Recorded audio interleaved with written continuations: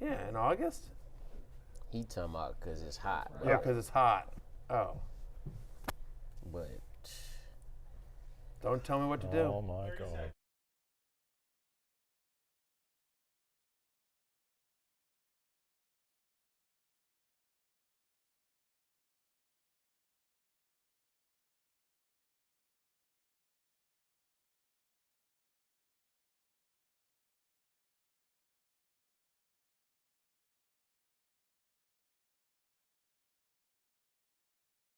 Cortland Sutton stays hot and finishes as a wide receiver 1 today at top 12 play on Monday night against the Cleveland Browns.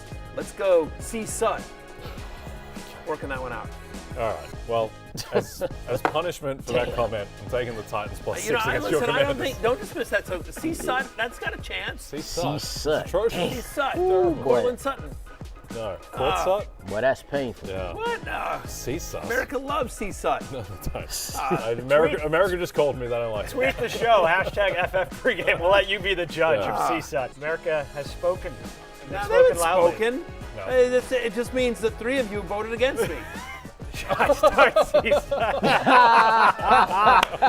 That is awesome. Oh, wow. So man. good. That is pretty good. Come on. Fantasy Football Pregame with Matthew Berry, served by Applebee's. The Grape Slappers did not care for CSUT. We got to update that poll. I'm looking now on Steven's Twitter. It says 95% no rate. 5% of America, though, liking CSUT. George Savaricas, Matthew Berry, Jay Croucher, Lawrence Jackson. Excited for Week 14 of Fantasy Football Pregame. Week later, you're still feeling the CSUT vibes? Yeah, 100%. 5% of America is with me. It's a movement. It's a slow movement, but it has started. Yeah. It's not a 0. There were 2 big losers last week. One, you with the stupid CSUT thing, and then 2, Stephen DiAugustino. You say 95.5? That means Stephen has 20 followers on Twitter, basically. He's out of the job. He had 4 followers for a time when it was perfect 75.0 to 25.0. Yeah, it's outrageous. See, he's got more followers than that. But, I mean, the algorithm doesn't show him up in a lot of people's feeds, that's for sure. Well, how about Jay follower shaming now here? All high and mighty sitting in that seat, aren't you?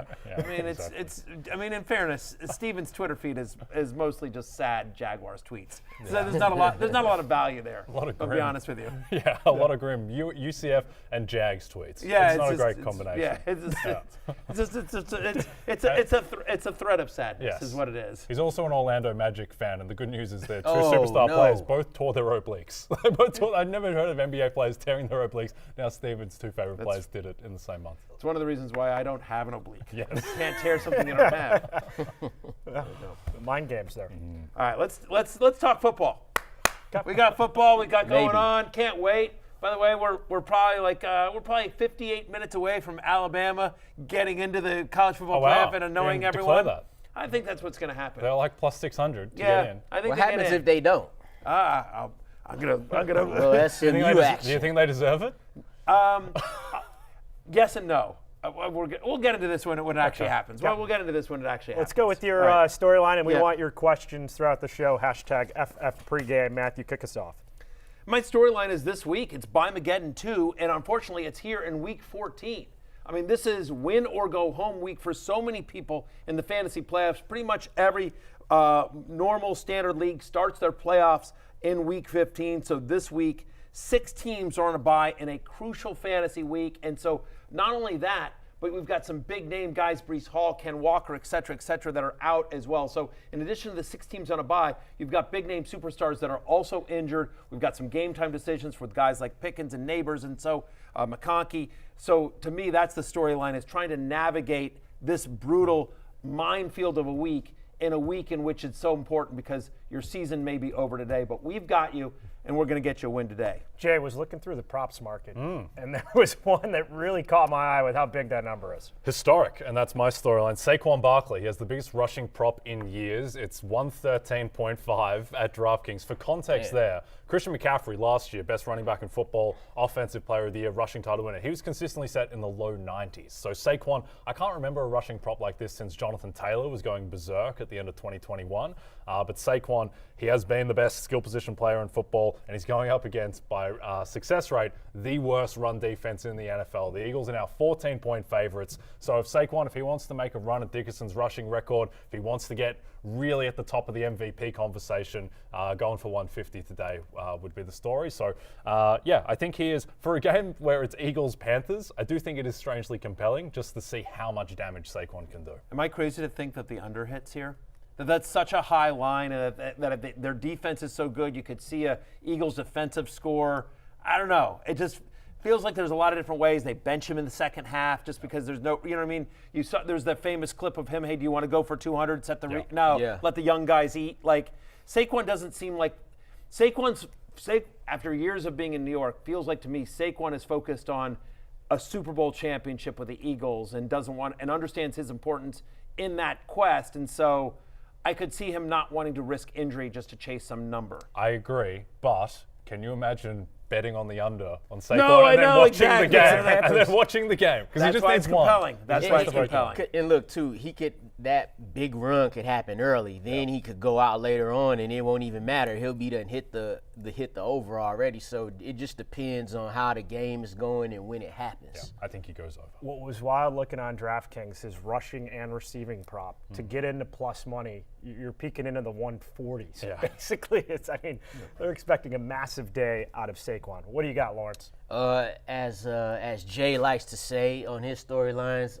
I'm saying it's Judgment Day for my man Kirk Cousins. Yeah, Judgment Day for my man Kirk Cousins down there in Atlanta, because you got the Falcons. They're leading the division right now. They're first place in the NFC South. Yet it doesn't seem like, because the Falcons have been losing.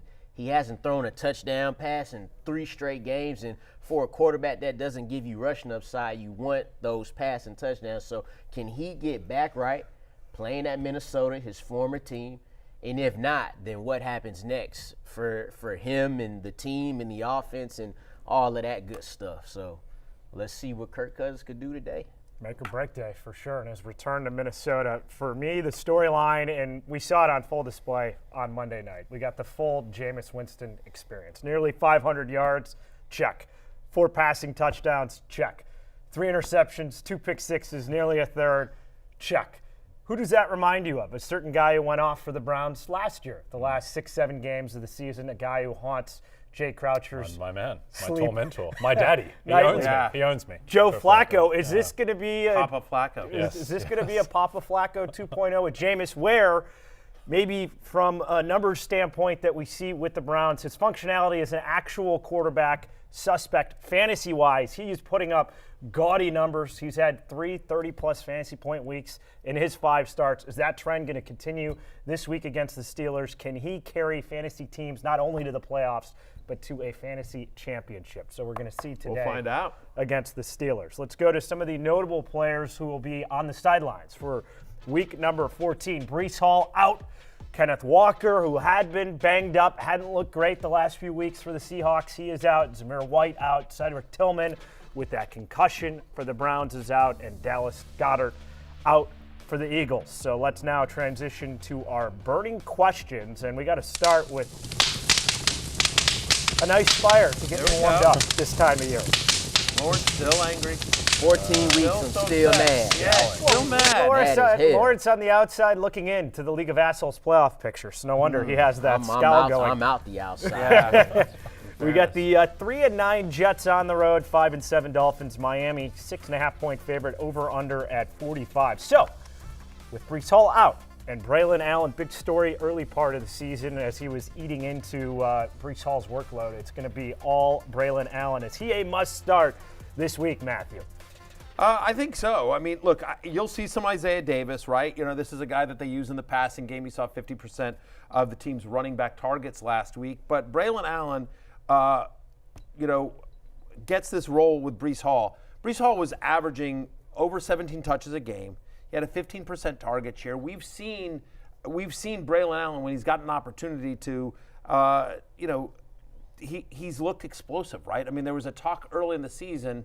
A lot of talk early in the season with the Jets.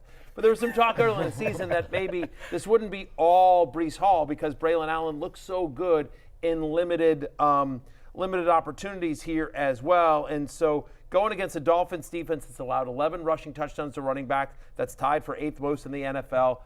Aaron Rodgers is beat up. Their offensive line is really beat up as well. And so I do think Allen, I think they're going to want to take pressure off of Rodgers on the road at Miami. I think Allen won't be super efficient, but I think workload gets there. I think he's got a good chance of getting into the end zone as well. He's my running back 18 this week, guys. Again, 6 teams on a bye. We know Braylon Allen's going to get at least 15 touches in this one. I think if you have him, I think he is a must start. Yeah, just keep in mind going up against this Miami Dolphins defense, their last game, they held Josh Jacobs, one of the league's leading rushers, to 43 rushing yards on 19 carries. That's the most they've allowed to a running back in their last 3 games. And just a couple games before that, Kyron Williams, only 62 rushing yards. So like you said, Matthew, it's going to have to be through the volume. You're going to have to hope they get there near the goal line, but you have to start him. 6 teams on a bye. You're looking at a guy 15 touches here. For whatever it's worth, his rushing and receiving prop line on DraftKings is 72.5, Jay. Yeah, that speaks to the idea that he is going to replicate Breece Hall's role. The New York Jets are 3-9. They came into the season joint favorites for the AFC East with Buffalo. Now, the bad news is that they're 7 games behind Buffalo. The good news, there is no good news. It's just been a complete and utter disaster, and hopefully Braylon Allen can try and salvage some of it today. Yeah. I heard you guys on Friday talking about odds Aaron Rodgers returns. And didn't Connor have it at like 3% or 5% next year? Returns to what? to the Jets next. He just redid his house in Jersey. He wants to stick around. We got a question from Jack. This font's about size 5, so I got it. Matthew, You want me to take do it? Yeah.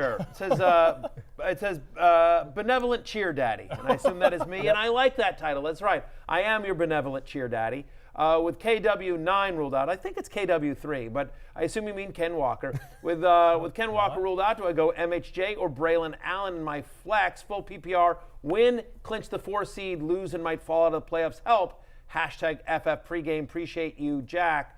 I'm going to go with Braylon Allen. Yeah. I just feel like Marvin Harrison Jr., we've seen some blow-up games here, but we've also seen him completely disappear. Seattle's defense has played a lot better recently. It feels like Mike McDonald's done a really nice job with this one, so with that defense as well. So I'm going to go with Braylon Allen and guaranteed touches here, guys. Both of these guys, you're hoping for the touchdown. So when you want to break the tie, you go with the guy who's going to get more touches.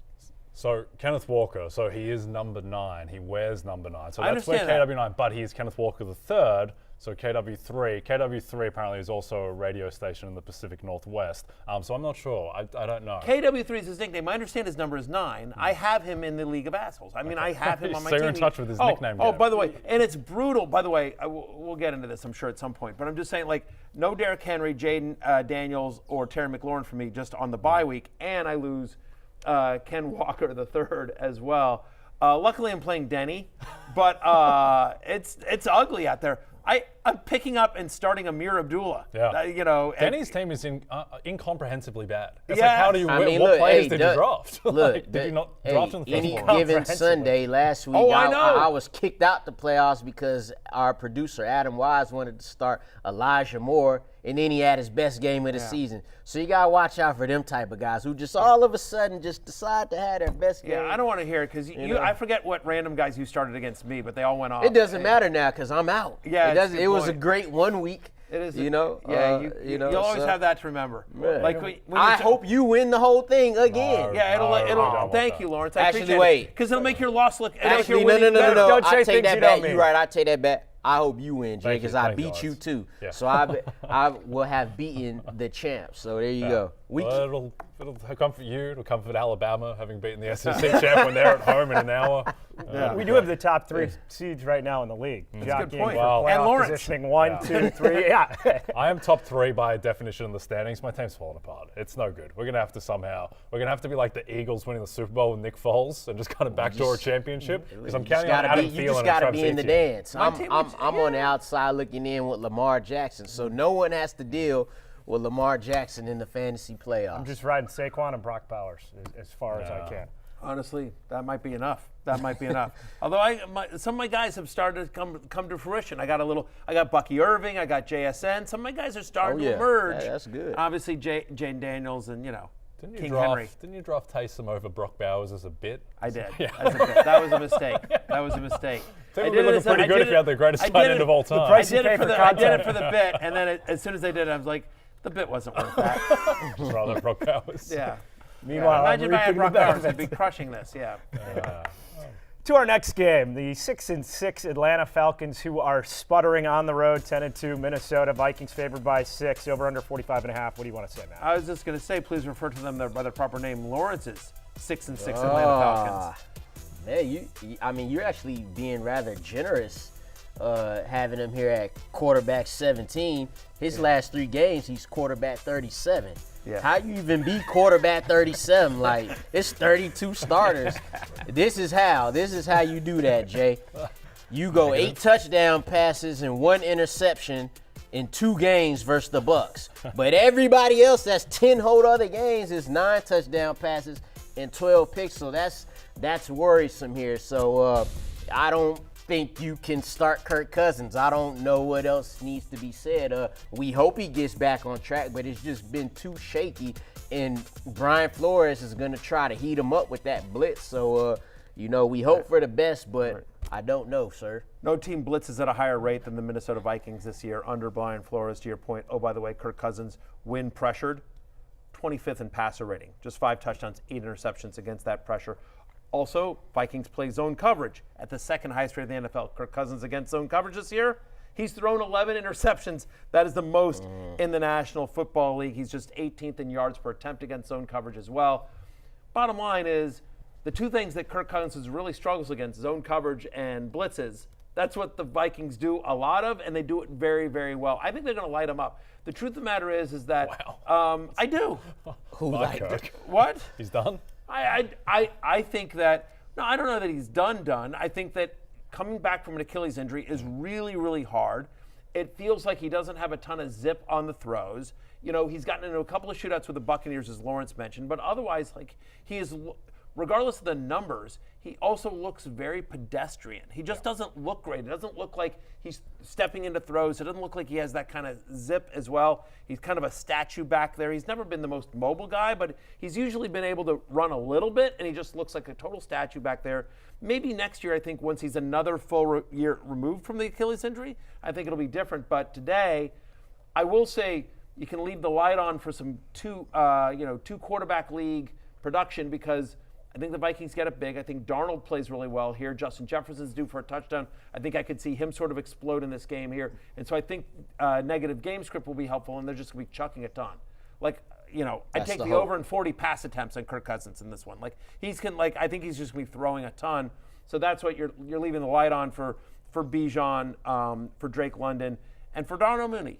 I do think you can beat the Vikings deep, and so I do think they'll take some deep shots to Darnell Mooney. Yeah, this to me is the most compelling story of the day. Lawrence wins the storylines round robin there, just with the aspect of Kirk fighting father time, fighting the injury, going back to where he played the past few years. And I think that, look, the matchup is so difficult because Kirk, to your point, he has been terrible when he's been pressured this year, and the Vikings, they get quick pressure as well as anyone in the league. At the same time, it's never really made sense to me why he's so bad against zone coverage. He's a veteran quarterback. His strength has been diagnosing defenses. It doesn't really make sense that he's this bad. So I think he's going to play better, certainly than he did last week, but it's just such a difficult matchup. And for the Cousins skeptics beginning of the season, the concern was it was his right ACL, his plant leg, and we haven't seen the same velocity. Right Achilles, pardon me. And we haven't seen the same velocity from Kirk Cousins that we had in previous seasons, especially last week against the Chargers. So this from Len on YouTube, half point PPR, Johnny Smith, Drake London, or Braylon Allen in the flex. I'm going with Detective Drake London, friend of the show, friend of the podcast. You just heard us talk about negative. Look, there's less unknown about Drake London. He's going to get massive target share in a negative game script. It's a high total in this game as well, 45. We expect a decent amount of scoring. We like Braylon Allen. We talked about him earlier in the show, and I know Jonnu Smith has been red hot here, but I could see that Jets-Dolphins game just turning ugly and being low scoring because the Jets are so brutal on the road at Miami, and the Dolphins don't need to score a ton there. And again, we'll see some Isaiah Davis there as well. We like Braylon Allen, but to me, I think Drake London is just the best player with the most consistent role of those three guys. Let's say last thing on Cousins. So there have been 2 games where Cousins this year has looked unbearably bad. Last week and then week 1 against the Steelers. We said all the stuff we're saying now, we said it after week 1 against the Steelers where TJ Watt was teeing off on him and he just didn't look ready at all. And then Kirk was fine after that. He hit a decent run of form. And I wonder, like, those are the 2 games where he was coming off a prolonged absence, like coming into the season and then off the bye week. And I wonder if there is just something to with him where his body's at, just being in the rhythm of playing games. I wouldn't write him off entirely because he has had really good games. I know it's like a lot against the Bucs defense and the Cowboys, and I get that the throws didn't look great and he doesn't have much zip, but he has kind of come in and out of form, so I think he can get back. That to me, that's more of a NFL discussion than a fantasy discussion. Sure. The problem is that fantasy-wise, like, he needs massive volume in production because he doesn't run. Right. He doesn't run at all. So it's just basically you need 250 yards and 2 touchdowns from him, and just can you expect that? I'm not. Again, I'm a QB 17. I think he's a QB 2. I think he's a 2 QB league play today, and a lower end one than that. But I think he will be productive enough, to your point, Jay, productive enough that he'll get, Bijan, Drake London, even Darnell Mooney involved. Kyle Pitts shouldn't honestly be on rosters at this point. He's got to. It's from this perspective. He can't be any worse. Yeah. Last 3 games, 0 touchdown passes, 6 interceptions. Is that bad? Jay, you're a stats guy. Is that bad? That's bad. That's not great. I feel like it's not great. Is it not okay? fantastic. It ain't okay. No, it's not okay. George, you're a money guy. I know you guys don't George understand, loves but George is He's one of the right money guys of our times. No, 1,000%. Georgie Gecko. Oh, please. You have no idea. This guy, he's got investments. He's dabbling in all sorts of stuff. You have no idea about this guy. It's just a side hustle. Yeah, 1,000%. So, and he's a golf guy. And all the golf guys have money. Yes. You know that. Yeah. Like, he's around all those PGA guys. Like, all the golf guys have money. All right, so you're a money guy. Is spending $100 million on an NFL quarterback and then having 3 games without touchdown passes, is that a good or poor use of resources? Seems like a misallocation of funds. Okay, see, there you go. I'm telling you. Yep. Smart Say that's money that guy. money talk. Yeah, exactly. So you get it, Lawrence. Right, exactly. why he's the Smart best. money guy. Lawrence, Penix, does he start a game before Week 18? Ooh, man, that is tough.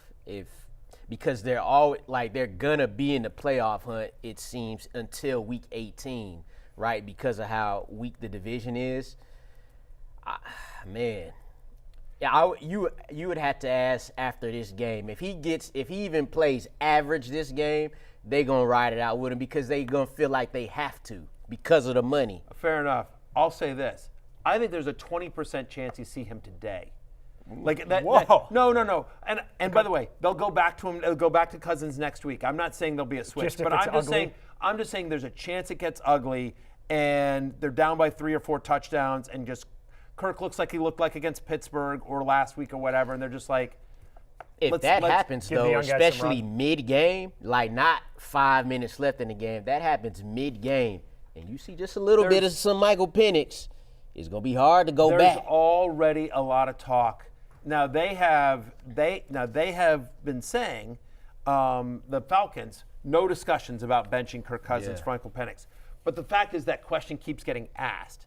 And Connor brings this up on Fantasy Football Happy Hour during the week. You see the velocity of Cousins' passes, and we know that Penix can just whip it. Yes, so you he just can. wonder what it looks like in practice, because you've seen this before. Honestly, you've seen this with Kirk Cousins. I remember back in the day with Washington, and RG3 was the starter, but in practice, Cousins was the better quarterback. And eventually they had to go. They eventually benched RG3 for Cousins because otherwise they were going to lose the locker room. And I think, by the way, you saw some of that in Cleveland this year too. Like, everyone on the team knew Watson's is the worst quarterback on the team.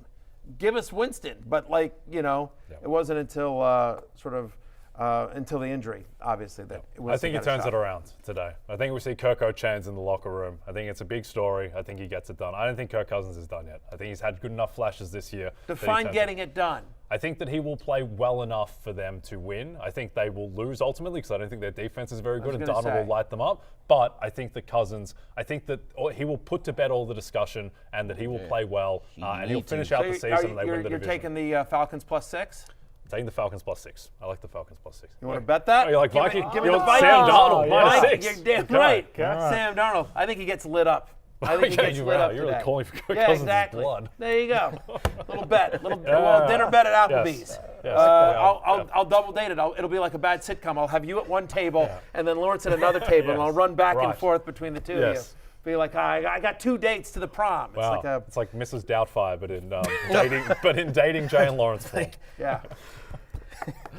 Easy transition to our next game. 4-8 Chicago Bears, losers of 6 straight with a new head coach, interim head coach, Thomas Brown, and they are What a at rise for him. I know. What a glow up. It's a total glow up. This is a guy that he was just, he was like GM whatever. soon. He was like the quarterback's coach, and Might be now the owner. then he goes to the All right, he's 2 weeks away from being the owner. Yeah, exactly. 5-7 49ers. 49ers now just favored by field goal. Over under Well, their 43 and a defense half. is so beat up. Their defense is Walking wounded, big time. real. I mean, and like so many guys out for the year. Obviously, Bosa's not going to play either, and Caleb Williams has looked better since they got rid of Shane Waldron as well. So I think the big, DJ Moore, Keenan Allen. I do think Caleb Williams is a very viable streamer. I got a lot of Caleb Williams questions just on Twitter and just from friends texting and everything like that. I do think Caleb Williams is very much a viable streamer this week. But DJ Moore, Keenan Allen, I think they're fine. We'll see what happens with the running backs. At the moment, feels like DeAndre Swift expected to play. No Roshan Johnson, so maybe you see some Travis Homer in that one. But to me, guys, the biggest question about this game has to be not Chris McCaffrey, and it's not Jordan Mason. It's going to be Isaac Guerendo. Not Elijah Mitchell either. I mean, Who's the right, other not guy? Elijah Mitchell. Right, exactly. Like Just to the 4-string running back. I forget. This tweet made it around social media, and I forget whose it was. So I apologize. Pretty good, but it's just like the Chris McCaffrey injury shows you the value of drafting high value backup running backs like Jordan Mason. But then the Jordan Mason injury shows you that no matter what you do, it's all dumb luck, and you're you moron. You know what I mean? Like, so it is. It is. That is fantasy football encapsulated. I had both of them and had to spend $79 of my $100 fab budget on Isaac Guerendo. Guerendo. Because I put in 78, Yeah. and I was crowing about spending $20 on Aiden O'Connell the week Yeah. before, and if I had only spent 10 on him, because the next highest bid was 4, I could have outbid you. $79 wasn't going to keep me warm in the off-season. It's time. It's winning time, baby. Me and Isaac Guerendo. Right. Go all the way to the top. So overspending on Aiden O'Connell cost you Isaac Guerendo. And I'm not even starting O'Connell. Caleb Williams is my second I know. know. You know what? I take back the stuff I said. Yeah. Remember Wow, when I shrewd said you money were, man? When I said you were a smart money man, I take that all you're back just now. a money man. You're Yeah. just a man. You're a man. Next question from Sergio. Need a win against my son's fiance. Grudge match here to make playoffs. Okay. Wow. 1 point PPR, need a flex. Evans, Tracy, or Guerendo. Baker is my QB. Okay. it's So I had to think for a second there. My son's fiance. Okay, so Sergio's probably older. He's got a son. The son's getting married. Okay, got it. I was trying to think all right, I was trying to do Yeah, I the was family doing the math there same. for a second there. All right, Sergio, that's great. And I love the fact that you're welcoming her into the family by beating her ass at fantasy football. I get the question. I'm going to go Mike Evans here. I understand he's a little bit banged up here, but let's go with a stack. Baker's your quarterback here as well. The running backs, again, we just don't know the usage. Tracy got more usage last week after the bad fumble 2 weeks ago, and it's a good matchup at home against the Saints, who are a bottom 10 run defense over the last month. And Guerendo, we expect to have success. We'll talk about him here in a second, but I don't know. Mike Evans needs big games to continue that streak of 1,000 yards. That's important to him. The Buccaneers need to win, obviously, to keep pace in the NFC South. Sorry about that, as well. And you love the matchup at home against a Raiders defense that's 26th against the pass over the last 4 weeks. So for me, it's Big Mike. Yep. Going, Mike. Mike Evans. 3 good options, though, for Yeah, nice Sergio. job. All top 20 plays there. Yeah. With the running backs and Mike Evans at wide receiver. Final matchup, and what you're Before we gonna move on, though, let's just, what are the expectations here for Guerendo? I'm at running back 16. I mean, the Bears have struggled defensively against the run. Your Bears team, George, is allowing 128 rushing yards per game. They're giving up 4.8 yards per carry to running backs over the last month as well. So you can run heavily on them. The offensive, no Trent Williams today as well. The Niners' offensive line kind of banged up. So I think they're going to want to take pressure off of Purdy, who's looked inconsistent. So I think they try to run with Guerrero a decent amount. You'll see some Patrick Taylor. And they've seen, it's not like it's some unknown. They've seen Guerrero be productive. He's got a game already, 10 carries, 99 yards, and that was with Jordan Mason. He has another week 10 against the Cowboys. He was running back 8 in fantasy, 85 yards and a touchdown. So we've already seen what he could do, and I think he brings that Raheem Mostert type, not Morris, not the coach for the Falcons, Raheem Mostert type of element to the 49ers run game. Raheem Morris might need to be playing running back if he takes a loss today, because I don't think he's going to be a head coach for them. Yeah, but to your point, similar to Mostert, Guerrero very, very fast. Very fast. And so, I mean, that running back role, I mean, Jordan Mason averaged over 21 touches a game in his 6 full games that he played. George, you look so sad when Matthew brought up you were a Bears fan. What's the last good memory you have as a Bears fan? Was it Devin Hester in the Super Bowl running the kickback? Is that genuinely it? Then we lost. Yeah, I think you lost again. Nothing good happened after that. The first team ever to run back the other. Did Jake Cutler beat the Seahawks in the divisional round game or something? If you're just talking about specific moments, I got to feel like one of your better moments would be drafting Mitch Trubisky, because I know you felt good about that. You really thought you did something there. We don't want to get stuck with that bum Mahomes. Like, let's trade up.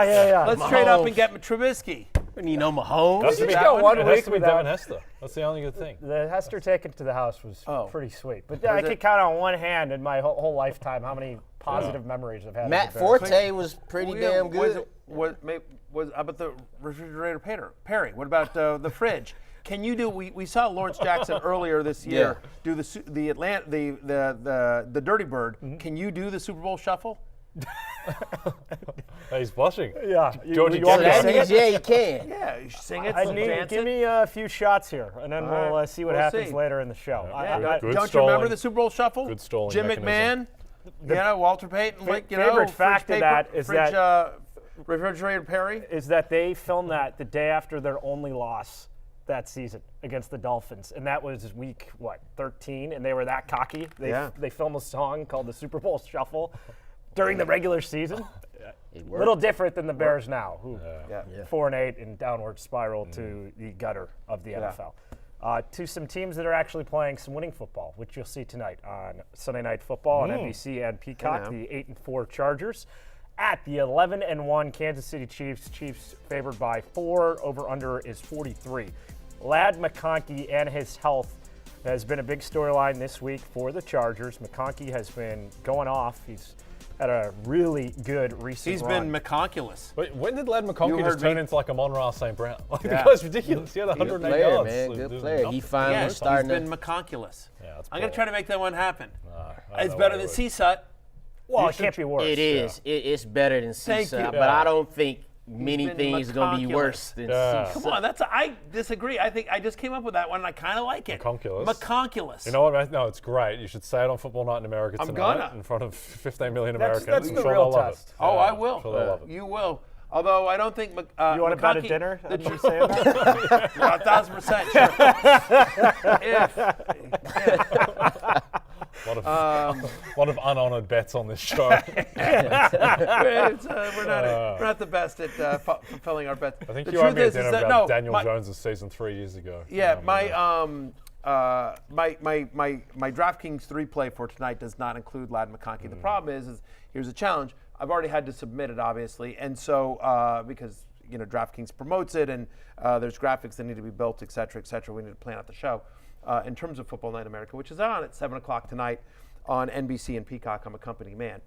But what I will say is that's one of the big storylines here is will McConkey play? He's been phenomenal. It's worth noting DraftKings does have lines up for him, so DraftKings is expecting him to play. But the reporting out there is that it is a true game time decision. They're going to warm him up and see. Huge game for the Chargers. I think if there's any chance that he can go, he'll go. But could he be a decoy? How comfortable do you guys feel starting him if you have McConkey and if he's active? It's strange because it's Ladd McConkey, but I feel like he's cleared the threshold where you can't just have to start him if he is out there. And look, they do need the game. It is a big game, but at the same time, they are 8-4. Like, they're not going to put him out there if he's at serious risk of a season-ending injury with a re-aggravation. So I think you're starting Ladd McConkey. I think you're starting Justin Herbert for the most part. You probably don't have a better option with the level that Herbert has been playing at in spite of last week's stinker against Atlanta. And then if you want a flyer, and I guess this is more more of a prop bet than starting him in fantasy, but Josh Palmer set at 34.5 receiving yards. There's a good chance that Josh Palmer, my man Josh Palmer, I keep going back to the Josh Palmer well, which has worked out better for me than the Bryce Young well over the years, but I think Palmer, there is a chance that he is Justin Herbert's wide receiver 1, even if McConkey is out there, if he's limited, going up against a very suspect pass defense in Kansas City ever since Jalen Watson went out. So Josh Palmer, I think he could be more featured in primetime tonight than people expect. You mentioned the bad fantasy week for Justin Herbert against the Falcons. Well, that kind of trickled down to the whole offense besides Ladd McConkey, right? So Will Dissly, too. He didn't have a good week last week, but the previous 3 games before that, he's averaging over 50 yards and was tight end 11 in that stretch. So if you're in need of a tight end, he could be a streamer for you right there as well. On Dissly real quickly, I'll just say that since their bye, he's got an 18% target share. No team in the NFL gives him more receptions per game and more yards per game to tight ends than the Kansas City Chiefs. And so if McConkey is out, or even if he's limited, I do think Dissly is a very nice play today. I'm at tight end 11 this week as well. They do struggle against the slot.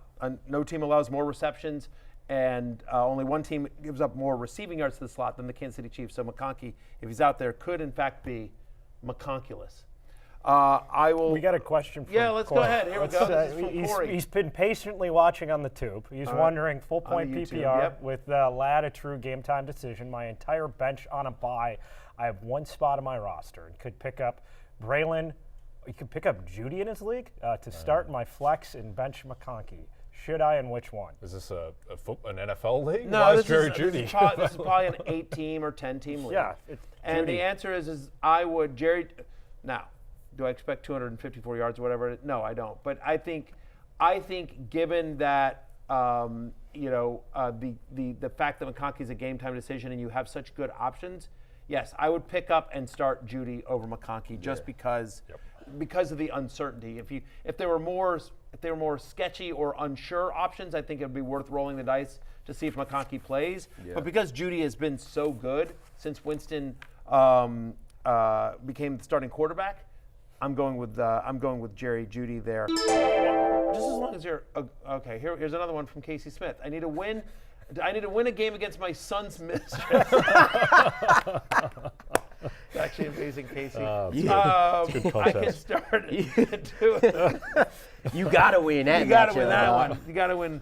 Can't let the mistress be winning. No. But I like that she's in the family. Yeah. I like that she's in the league. Yeah. She's in the league. Yeah. You know exactly. Respect though. Hashtag respect though. Keep pounding. Okay. So, Definitely keep pounding. Okay, pounding. Stop pounding. Casey Smith can start 2 of these 3: Metcalf, DJ Moore, and Pacheco. DK Metcalf, DJ Moore, and Isaiah Pacheco. This is to beat his son's mistress.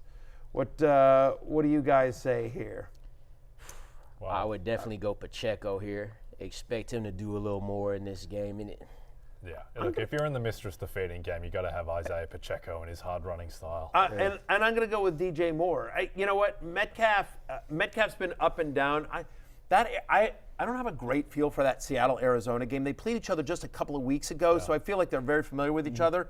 Both defenses playing a lot better recently. Both offenses have been inconsistent. DJ Moore, since, again, Thomas Brown has taken over, is just getting a ton of looks there. We like Caleb today, so I think it's DJ Moore and Isaiah Pacheco. Yep. So good luck. Good luck. Listen, and tell them hold it down. And honestly, the truth of the matter is that if you need to, you can also cheat. I mean, it doesn't seem like there's a lot of it's his son's mistress. It's a league of it so just you're feels reaching like for a gag yeah, there? I'm Yeah, trying. that's what you pulled out. The hamster's on the wheel. He got the upper hand. Casey Smith, you got the upper hand. You got leverage. There's something there about being able to cheat in the league because I couldn't connect he it. got a little leverage. Couldn't connect That's it. fine. That's we fair enough. can't all throw 99 for our entire careers. Sometimes we got to work with the off-speed It stuff. wasn't McConkulous, it was more CSUT. Yeah, what are you going to do? They're not all McConkulous. You know what I mean? They're not all home runs. No. You swing for the fences, and sometimes it goes out of the yard, and sometimes, you're heading back to the dugout holding your bat. Infield pop-up on that one. All right. Shot for shot. Shot for shot. The predictions that you are real confident in, Matthew, Pat, lead off for us. I'm going to. as soon as I figure out which. I'm Where your moving my paper is with yeah, your where my shots. paper is. Yeah, thanks. I'm trying to figure out. Okay, what order we're going in. All right, here we go. Where's my camera? There we are. Camera 1. Always the same camera. Yeah. Has been for 3 years. It's from the Jay? water on your iPad. Go get him, Matthew. You know Sorry, what, the Jay? vodka. You got this. Thank you. All right, you know what? There's my little dolphin shot glass. Tua Tagovailoa. I say Tua goes for at least 18 fantasy points since Robert Saleh was fired unceremoniously by the New York Football Jets. They allow 21.4 fantasy points per game to quarterbacks. This game is in Miami. Tua has been as hot as any quarterback in the NFL. Give me 18 or more fantasy points for Tua Tagovailoa.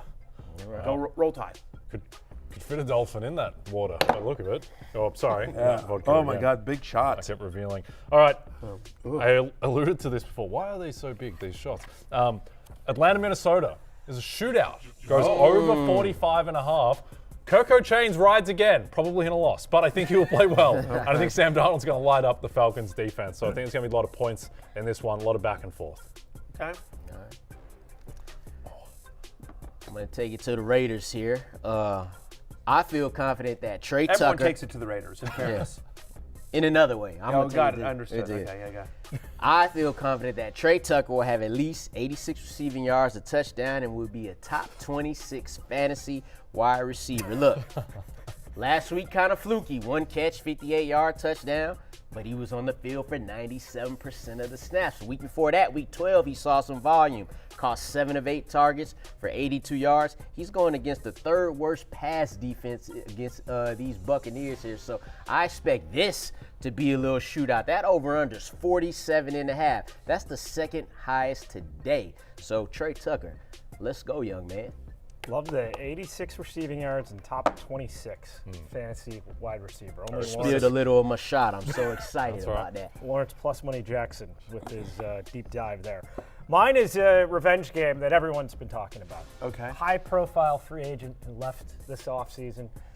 Of course, I'm talking about Calvin Ridley. I'll say Sure, it. of course. Yeah. Facing his former team in the Jacksonville Jaguars. His over-under is at 62.5. The Jags, the worst pass D in the NFL. Ridley has a 28% target share against man coverage. The Jags play more man than any other team in the NFL. So I think Ridley is going to finish as a top 20 fantasy wide receiver. I'd go alt lines up to 90 yards receiving for Ridley this week against the Jacksonville Jaguars. Yeah. I like in the rundown too that George has added GS note and then a little tidbit. Yeah. What, you bragging that you made the note yourself? Who else is going to make the note? GS note. Unbelievable. Ownership. Incredible. Got to watch out for poachers. All right, look, I'm back on camera 1. Here we go. I say 80 yards and a touchdown for my guy, Mike Evans. Raiders. The Las Vegas Raiders have allowed at least 1 touchdown to a wide receiver in each of their past 5 games. You're telling me a wide receiver from the Buccaneers scores a touchdown? Pretty sure it's not going to be like, Raheem Jarrett. Give me Mike Evans for 80 yards and a touchdown today for the Tampa Bay Buccaneers in a victory over the Las Vegas Raiders. Yep. Really going out on a limb there, Matthew. Mike Evans has a good game against a bad defense. I like it. People might look at the New Orleans Saints line. I can't wait till you lose. Yeah. Well, this one's not I can't gonna wait lose. till your grapes get slapped. That'll happen soon. Yeah. So people might look at the Saints line and be like, oh, Saints -5 Yeah. on the road. That's not appetizing. Plenty appetizing to me. Saints cover -5 against my former team, the New York Giants. The Giants have nothing. They've got nothing left. They have Drew Lock and no hope. I disagree. You know what the Giants have? What? They have one fan, I don't want to name any names, but they have one fan who put a lot of money on them to win the NFC East. Oh, yeah, that's true. At 8-1. Yeah. A super I've read. After you put really did thousands- that? Well, okay, listen. It was 80-1. It was before the season. It was before we knew that the Eagles were the best team in they had football. started 0-2. Oh, they do. They did. It start wasn't off, before but the they season. showed promise. You saw two losses. Listen, now, I remember it was week 3. Now, it's going to be hard to make up a 10-game deficit with 5 games to play. But A little bit. there is always next season. Anyway, they're not going to Do start you their get to march. keep those tickets till next season? Yeah, Is that I how do. betting works? Yeah, I believe it rolls over. A lot of people don't know this, but at the beginning of the show when we do the burning questions and you see that graphic and we're all around the fire, that fire is on all the tickets that Jay has lost. Yes, that's true. what keeps that fire going right. The good thing about the Giants NFC East ticket is that it never had a moment. It never had a chance. There was no chance. There only was a not one moment point to in the you. season. Yeah. There was not a point in In the season where I had fairness, hope. me, Connor, and Lawrence looked at you like, really? Yeah. Like we all thought it was a bad bet at the time. This is not Big this is eyebrow not- raise. Yeah, this is not. Yeah. Unbelievable. 80-1 shots being treated like minus 110. Unbelievable. The This criticism I what get Jay on the did. show. He saw the Eagles sign Saquon Barkley. He said, you know what? Damn it, the Giants are winning this division. They got Devin Singletary. Exactly. Well, their march to the NFC East will not commence today, just like it hasn't commenced all season. The Saints, they cover -5. All right. Matthew, you mentioned the loss of some 49ers players on the defensive side of the ball earlier. So I'm going, and I see you got DeAndre Swift as a top 15 play on this Mageddon. I'm going to say DeAndre Swift has at least 127 yards, a touchdown, and be a top 10 fantasy running back. San Francisco defense has allowed 100 yards, rushing yards to a single running back in 2 straight games. They've allowed a rushing touchdown to a running back in 7 straight games. Now, you got to worry about Roschon Johnson at the goal line, but I think DeAndre Swift, he'll break one today, and he'll be a top 10 running back on Mageddon. And Roschon out. Roshan's officially out, So inactive. So yeah. So we don't have to worry about that. Even better. I'll bring it up to 128 yards now. From 127 to 128. Let's go, Swift. Disrespect to Travis go. Homer is palpable. Okay, well, Jay said the Giants have no chance.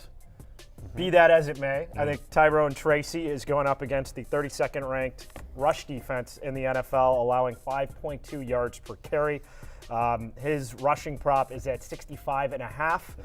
I think he's going to be a top 15 fantasy running back, likely in a losing effort, but I think it's going to be a good week for Tyrone Tracy. Okay. 2 first names, always a crowd pleaser. All right. You know who's off the injury report? Well, candidly me. But you know who else? Jake Ferguson. From what? Yeah, well, he's just a lot of ailments and Leather. maladies. Yeah, Leather poisoning yeah. by wearing it. I'm going to tell you this. Jake Ferguson's off the injury report. And I say in his first game back, he finishes as a top 10 tight end. Over the last 4 weeks, the Bengals allow 21.6 fantasy points per game to opposing tight ends. No team in the NFL gives up more. Jake Ferguson, welcome back, and welcome back to the top 10.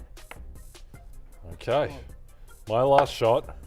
The Bake Show. Baker Mayfield. Quietly having an awesome season. Baker Mayfield. Having an awesome 2 years. A great renaissance, if you will. There we He go. goes over 253.5 passing yards today. I think this line is suppressed because the idea that might be a blowout. Baker hasn't been putting up massive numbers lately. This is a pass funnel defense from Vegas, so I think that Baker, he will get all of his, even if it is in a blowout win. All right. All right. My last shot, I'm going to take it to Sunday Night Football here on NBC. I'm too a company man sometimes. I'm going to go Chiefs, win by an alt line, 6.5. That's at +117. Quite frankly, I think the Chargers have lost just a little bit of juice over the past 2 weeks. They didn't look great against the Falcons. They caught 4 interceptions, including a pick 6, and still only won by 4 points. Week before that, they faded. The offense faded against the Ravens once J.K. Dobbins went out. Now you're going against a top 3 run defense against the Chiefs. They've allowed 2 straight 100-yard rushes, the Chargers have. So I think the Chiefs could win this pretty convincingly. Aside from that road win at the Broncos, we haven't really seen the Chargers punch up, where they're playing a team that's better than them. Yeah, but I think you can. I think you can forgive the ugly game against the Falcons. Traveling on a short week, it's a West Coast team that had to play a 1:00 game. That was after the Monday night game, so they're traveling. You know what I mean? And no Dobbins, and so give them a little bit of time to adjust to a new offense as well. I think the Chargers show up tonight. I don't know that they're going to beat the Chiefs, but I think they. Take them? I think they. I don't know. I haven't figured that out yet. I'd Let me take get the through this Chiefs. show, and then I think about Football Night in America. Is sort of how my Sundays go. Pregame first, FNIA after pregame is over. I will say I was going to ask you this. We were talking about touchdown props. tonight, DJ Shark is plus 1,000. No, I mean, he doesn't Could be play wide a lot of receiver snaps, too. but if McConkey's out, like it's plus 1,000. Like what's, if DJ Shark gets some random, again, it'd be totally random, but. I'll take that over the Giants to win the division. Yeah, exactly. Exactly. Right. I mean, The like. slander. Yeah, I'm never going to it's give out true. an 80 to 1 shot ever again. Right. Just saying, it's a plus 1,000. You throw $10 down and see if DJ Shark gets lucky with one. Yeah. I'm No, I don't mind going to that. do it.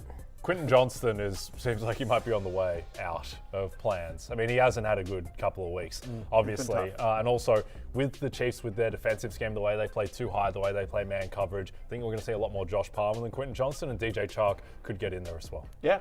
By the way, I have to start Quentin Johnson today. Oh, Yeah, wow. in, Is there in, anyone way else you too, can pick? in way too many leagues. Good luck with all that. A team that hasn't had a good couple of months, and if we went word association and I said terrible, then the New York Jets would come to mind. They are 1-8 against the spread their last 9 games, so I have Dolphins covering at home -6 and covering handily.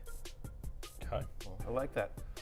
You mentioned the passing yard prop for Baker. One passing yard prop that I really like a lot, Will Levis. It's like it's open at 208, it's up to 218, but still, like I like that. going up against Jacksonville, it's Big fan of that. He's been throwing I just feel that's way too low for Levis, who's played well recently. W. Lev. Yeah.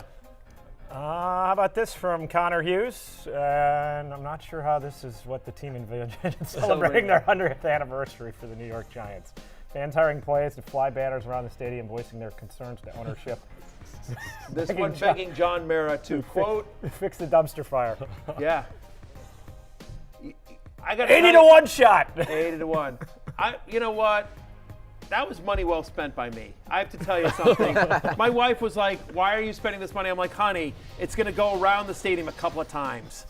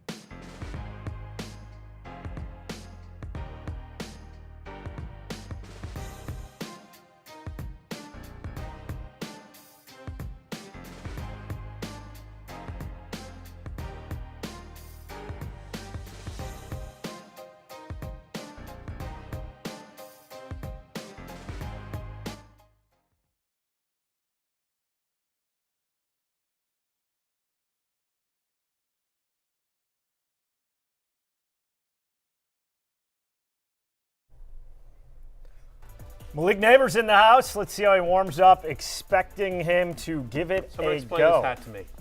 Someone explain this hat to me. What's wrong with the hat? Has sequins. Yeah. Is that what? Scully with some Bling? a little I something like the on there. bag. The bag would look great with Matthew. And I like the work boots. Ready to work. Ready to work. All right. We have that covered. Notable injury updates. Week 14 early games. Bucky Irving in. Jacoby Myers will play. Malik Neighbors, who we just saw active, out. Alexander Madison, which we were anticipating. Raheem Mostert with the hip injury out again. And George Pickens, mild surprise, inactive. He is out with the hamstring. I knew that I was dealing with the hamstring. I didn't think he was going to miss this game. So that is fairly material against the Cleveland Browns pass defense that we just saw give up a lot of explosive plays deep to Bo Nix and has really struggled to hold up in coverage all season. So all of a sudden, Pittsburgh becomes a bit of a mess in terms of their pass game. I think Pat Frymuth, obviously his value goes up. Calvin Austin, Van it's not Jefferson. great. It's not great. No, I feel like, honestly, this feels like I'd take the under. I don't know what the current line is, but I just feel like this suddenly becomes an ugly game where they're going to lean on the run game. Najee Harris, Jalen Warren. You mentioned Fryermuth. You'll see a little bit of, like you mentioned, Van Jefferson, Calvin Austin, but just this feels like an ugly game. And I feel like after the big shootout on Monday night, I feel like the Browns offense takes a step back. Yeah, the over-under is 42.5, and look, Jameis Winston is terrifying to bet an under against because he is. He can throw pick six, but at the same time, like it's gotten a little bit overdone. It's not like he throws pick sixes every single game. Right. So I agree. I would be if I had to be on the side, I would take the under as well. Russ Thielen recently went over 400 yards, 3 touchdowns last Making game me out. a crow. He's playing very well, Russ. Yeah, he is. These are the late games. DeAndre Swift with the quad, likely going to give it a go. Lad McConkey, we'll see for Sunday Night Football. DJ Moore should play as well. Question here from John Tree, #FF Pregame. All right, we got a theme here. All right, John Tree. Everybody just getting loose. Yep. Yeah, it's week 14. End of the No, regular but I season. like this. All right, so Flex start PPR, need to beat my wife's boyfriend. Start Right. Cade Otton or wait on Lad McConkey with QJ as backup if he's out. I'm going to wait on Lad McConkey. Cade Otton, look, he's a tight end. We like the matchup against Las Vegas ultimately, but the upside of McConkey is so great versus I don't know that there's a massive difference between Cade Otton and Quentin Johnson. You know what I mean? Like I think you'd probably rank, I know what you're saying. I think you would rank QJ. I like Cade, I know. You like QJ. I'm sorry. You like Cade Otton more than QJ, but I don't know that I like Cade Otton this much more than QJ that it's worth not having the upside of McConkey. For me, I would wait on McConkey because I think the upside is so massive and that both Otton and QJ in that order are sort of middling prospects here. From Nick on YouTube, Stafford or Russ with Pickens out? Yeah, I'm going with Stafford. I'm super nervous about this game. We'll talk about that even more coming up, but I'm just nervous about Russ throwing, with Van Jefferson or Calvin Austin's his number one. That Rams-Bills game is 49.5. Yeah. And they're only 3.5 point underdogs, so that could be a little back and forth there. Definitely Stafford here. Questions rolling along here on FF Pregame, and we got another one to get to. There it is. No, we heard the noise. We heard the noise, and that's the same question. What are you going to do? So Stafford for me. Yeah. Just to drive it home. Stafford, the play there. Yeah, okay. Exactly. All right, yes, we're all in on Stafford. There we go. Some technical issues as we're rolling with the punches. quite all Should we right. get to our We've got lots of issues. waiver Lots of ads? issues on this thing. Oh, or waiver ads, sure. Let's do that first. Okay, let's do it. These are running backs available in more than 50% of leagues. If you're sitting here going, it's 6 teams on a bye. You went out late last night. You woke up. Oh, I forgot. Scramble mode. Yeah, Ken Walker's out. Whatever. Just here's some guys that we think are sort of interesting. Tank Bigsby getting, a decent amount of work. Him and ETN there as well. It's worth noting that Jerome Ford has outsnapped Nick Chubb 3 of the past 4 games. He's looked like the better running back. Chubb got the touchdown on Monday night, but it was just sort of like, oh, by the way. Yeah. Also, Chubb disappeared from the game for a stretch to start the second half. So I think that we'll see. Maybe he will get better as the season goes on, but I suspect that we're going to see more and more Jerome That's Ford. the thing. The season is going on. I know it's and 5 it ain't games got left. better. Yeah. I'd feel better about Vidal if I knew McConkey were out, but again, they're using him as the pass catcher. I don't think Edwards does anything tonight against that tough Chiefs run defense. So Vidal, who's kind of their pass catching running back, might be the way they move the ball on the ground, so to speak. We talked about Isaiah Davis earlier. They're using him more. The Jets are, and especially with Breece Hall out, Davis should get more run. And it's worth noting Jonathan Brooks, guys, saw both goal line rushes and got 100% of the Panthers running back targets last week in a game where they're almost 2 touchdown underdogs to the Eagles. You could see them trying to get Brooks more involved, especially in the second half. And Chuba Hubbard had that back-breaking fumble in overtime. Brutal. You wonder if there's any hangover effect this week where maybe they have. Hey, the guy we just paid a lot of money to, let's bench him. What are you going to do with the pin? All right, so, hey, you're just like, now I got to replace George Pickens. Here's some other guys. My guy, NWI, has at least a 20% target share for the past 5 games. Cedric Tillman out again, if you saw that earlier. Elijah Moore now has 16 or more fantasy points in 3 of Winston's 5 starts. I will say, though, you feel less, again, that's going to be a low-scoring game, especially with Pickens out. Anyone else jump out there? You could. I was a little bit out on MVS with the idea that he's going to keep catching these bomb touchdowns. Now, at the same time, if you want a team to go up against to catch a bomb touchdown, we've given out the stats before about how teams are, passes thrown at 20 yards in the air, 77% completion rate against the Giants, which is absolutely What does insane. MVS do? Yeah, he gets deep. Yeah, I feel less great about Wan'Dale Robinson with the news that Malik Neighbors is active, but it might be a limited role, as we said, as well. Brandon Cooks got a lot of work last week as well, and it's a nice matchup on Monday night against the Bengals. Yeah, Will Levis, Jameis Winston, Aiden O'Connell here. You see quarterback ranks 12 through 18. Bucks have allowed the second most fantasy points to opposing quarterbacks. So Aiden O'Connell, who, George, you spent $20 on when you didn't need him, and it cost you Isaac Guerrero in our league. So my team's so stacked that I can just throw money around if I have to. Leading the league in points. Apparently. Driver's seat for the 1 seed. So I expect Aiden O'Connell to have a lot of points sitting on your bench today. Will Dissly, we talked about earlier as well. Chiefs give up the most receptions per game to tight ends. How about Juwan Johnson? Again, there's just no one there for the Saints. So Juwan Johnson, who had a 20% target share last week, Taysom Hill out for the year. It's not a matchup that scares you really against the New York Football Giants. And I mentioned Will Levis earlier. The Jags have allowed 18 or more fantasy points to a quarterback in 8 of 12 games. Let's get desperate here. These are players available in more than 80% of leagues, and desperation play probably as important this week as any week, with it being by Mageddon. Why'd you go with Parker Washington? Look, I mean, huge game last week. He had, the 6 for over 100 and a score last week. 4 of the 6 receptions and his touchdown came from Mac Jones, who will be starting here. He's their slot guy. 29% target share, and again, I happen to know they like Parker Washington. This isn't totally a fluke. They just don't have a lot of guys, right? They have, Evan Ingram and Brian Thomas, but in a game where they're going to be throwing, and I do think the slot is an area to attack the Tennessee Titans. Yep, I took Isaiah Davis. Just a lot of uncertainty in that Jets backfield. We know that Braylon Allen is going to be the primary guy, but what is going to be the division of work, we don't know. So some upside with Isaiah Davis going up against Miami. And I'm going to roll with Michael Wilson here. In each of his last 2 games, 54 and 55 receiving yards. He's got 2 straight games where he has a catch of at least 20 yards. Also, the Seahawks have allowed a receiving touchdown to a wide receiver in 8 of their last 9 games. So if it ain't Marvin Harrison Jr., it's probably going to be Michael Wilson. I think it could be a good spot start week for Cooper Rush, who's gone over 20 fantasy points, 2 of his 3 starts facing the Bengals Monday night. 4 of their last 5 quarterbacks they've faced have gone over 20 fantasy points. 3 have gone over 30. Yeah. Bengals bottom 10 secondary, so it seems like it should be a good matchup for Cooper Rush and the Cowboys. We got a question popping up here, #FF Pregame from Jordan. And who should I start at QB and running back? Levis or Caleb Williams, and one of McCormick Mostert, Jalen Wright, Isaiah Davis, or Travis Homer. So I know this kid because this is somebody that I wrote about in my column a little while ago, a couple of years ago in Love Hate. I think I'm going to say Caleb Williams, although I don't think you can screw it up at quarterback. I like both guys today. I'm going to say Caleb Williams, and listen, Mostert's out, so that one's easy. We're not doing that.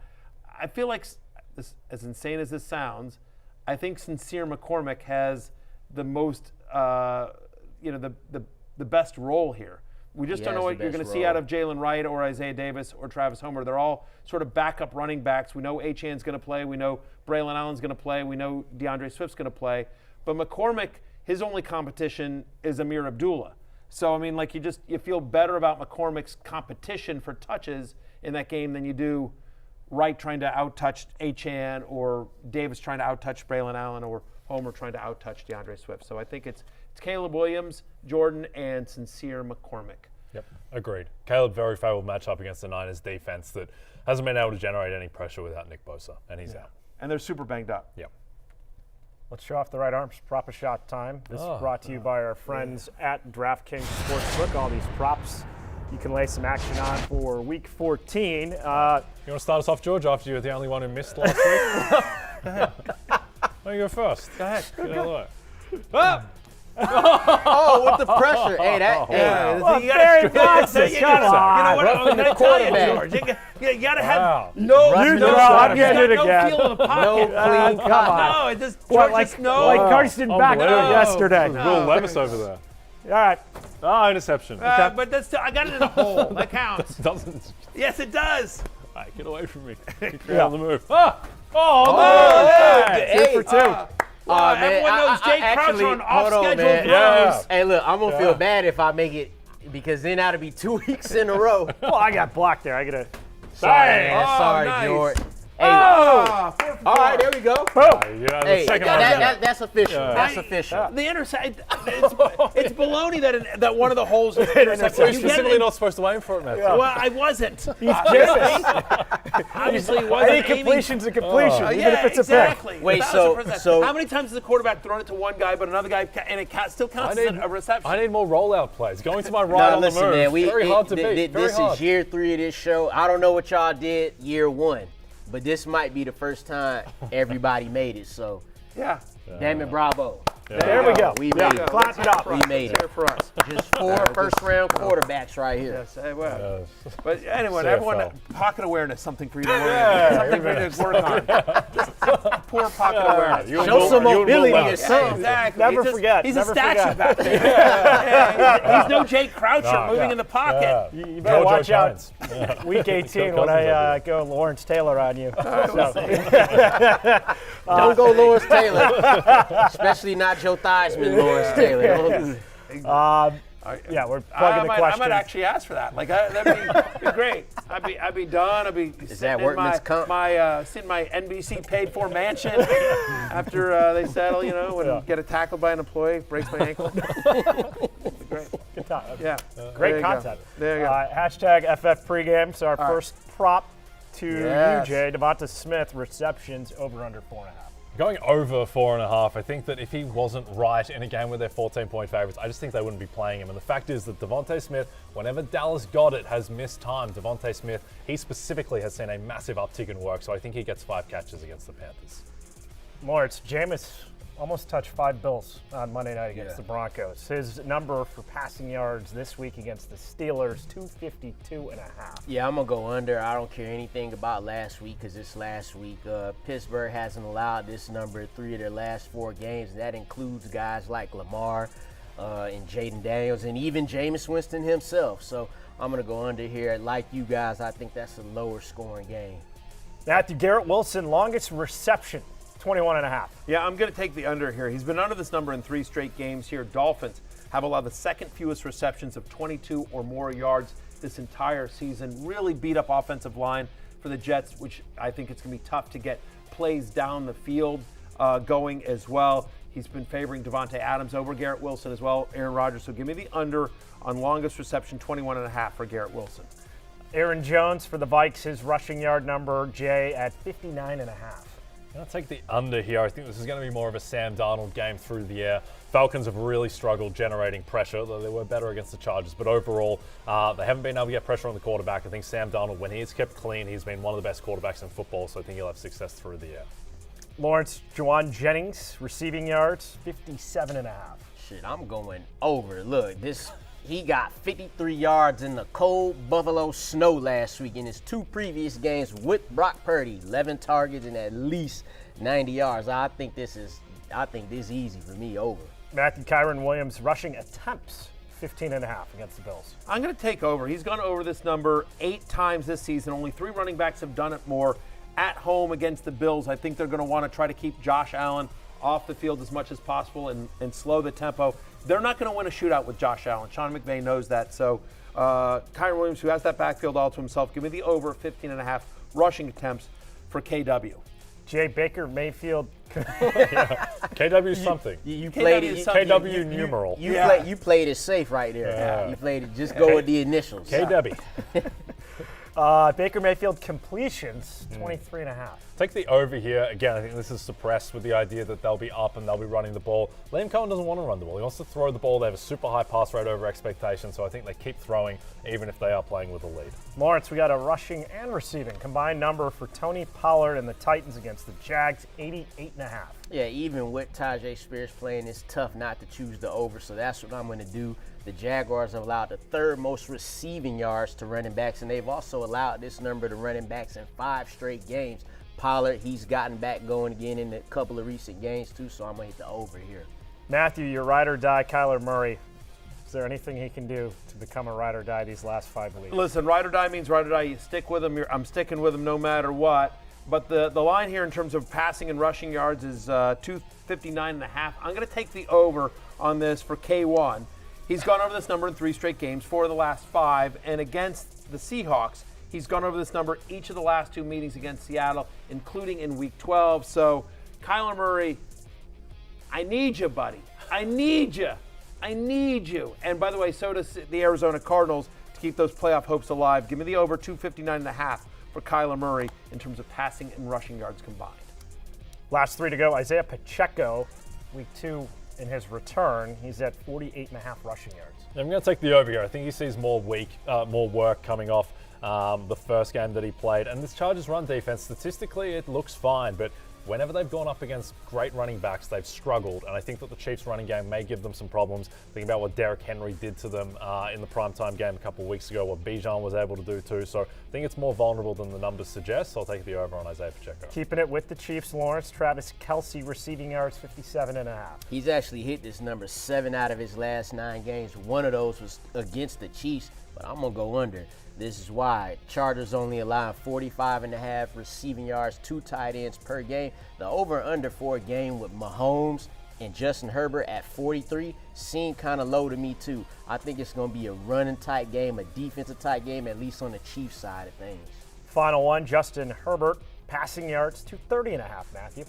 Yeah, I'm going to go over this number. Look, the Chiefs have allowed a quarterback to go over this number in 3 straight games. Obviously, I feel a lot better about this number if Ladd McConkey plays, but I'm thinking positive thoughts that McConkey will play. Again, DraftKings has lines for McConkey, so they're expecting him to play. I know he's going to game time decisions, they're going to warm him up, but I think this game is so important in the division. I do think McConkey gives it a go. More importantly, 230. Think about this Chiefs defense. This secondary has just sort of been lit up. Aiden O'Connell threw for over 400 yards against them last week. So Justin Herbert, 230.5. That feels like too low a number for somebody as good as Justin Herbert. I'm taking the over for JH. I completely forgot how Brock Bowers just went off against the Chiefs and went to Chargers. Their defense is just suddenly like the Bills lit them not up the as well. Bills. He went off. Jalen Watson was a huge part of that defense. L'Jarius Sneed obviously leaving the offseason. They're in big trouble on the back end. Yeah, I mean, trouble. honestly, like again, that's how they won last year, and that's how they've been getting away with it, sort of, so to speak. But the Bills lighting them up, and the Raiders should have won. There's a weird end to that game, and so I agree with you. I think I'd be nervous if I'm a little bit of a Chiefs fan here as well. But either way, over 230.5 for Justin Herbert passing yards. They've probably had 3 or 4 coin flip type wins this year for the Chiefs. You don't think a walk-off blocked field goal for a victory is a normal way to win a game? As you know, DraftKings Sportsbook, the #1 place to bet touchdowns. New customers can bet $5. Get $150 in bonus bets if your bet wins. Download the app. Use promo code BARRY when you sign up. DraftKings Sportsbook. Oh, the crowd is yours! that harmony over there? Who's been taking vocal lessons?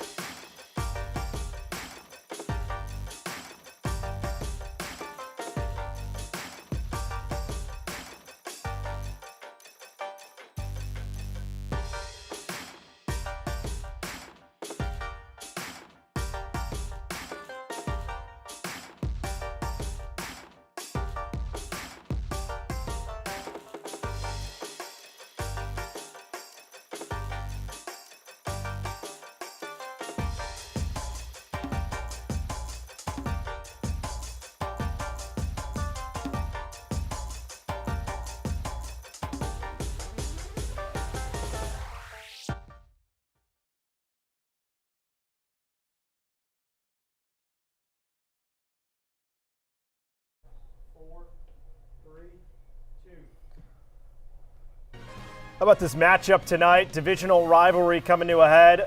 Justin Herbert and the Chargers taking on Patrick Mahomes and the Chiefs in Arrowhead. 7 Eastern on NBC and Peacock. With that, we make our way to our quarterback ranks, what Matthew has this week inside his top 10. And you got big things on the mind for Sam Darnold, cracking your top 5 this week, Matthew, against the Falcons. Falcons have allowed 20 or more fantasy points to a quarterback in 4 of their past 5 games. And so, as Jay mentioned earlier, clean pocket for Darnold. He's averaging almost 20 points per game at home. He's my QB4. Love me Sam Darnold today. How about Matthew's ride or die there, Kyler Murray, Jay? Yeah, it's kind of tough for Matthew in a way because fantasy-wise he hasn't been amazing, but real-life-wise I feel like Kyler Murray's playing really well. Now he had a really weird game against the Seahawks when they played a couple weeks ago. Wasn't able to get in the end zone. I think Kyler should turn it around today at home against the Seahawks defense that has improved, but still not terrifying. Down to 11 through 20, and Matthew, what's the case this week for Will Levis? Look, multiple touchdown passes in 3 of 4 games since he's returned from injury.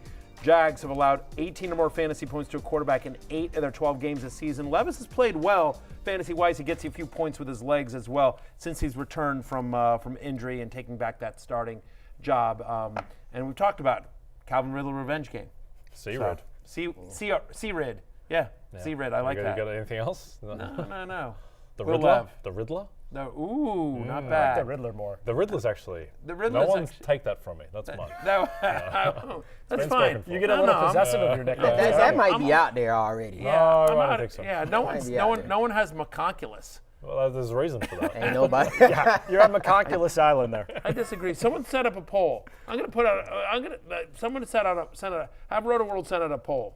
Stephen, while we're on air. Rotoworld's busy today. Unfortunately, I just got a message from them. Yeah. So the 95% to 5% poll last week didn't throw you off? You're still a poll I proponent? got 5%. That was more. I'll That's say an this. upset. I'll say this. That 5% was more than people thought I'd get. You gonna get more than 5% for this. I would say that. I'll give you that. It might be like 8 or 9, but you definitely get more I than think 5%. I Still going single digits? yeah, I think I get Maybe double. 10.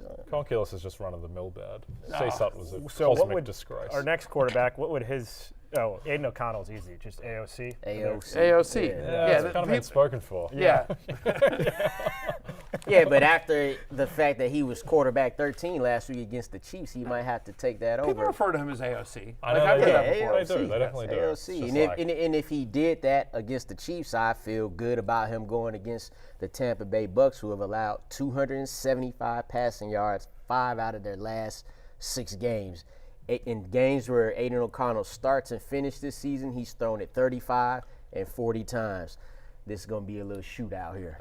The issue with AOC is that it's like we can't call Aaron Rodgers A-Rod. A-Rod is Alex Rodriguez. A-Rod is also A-Rod is Andy Roddick as well. We can't have multiple A-Rods. A-Rod is done. All due respect. Alex Rodriguez, you got an argument here.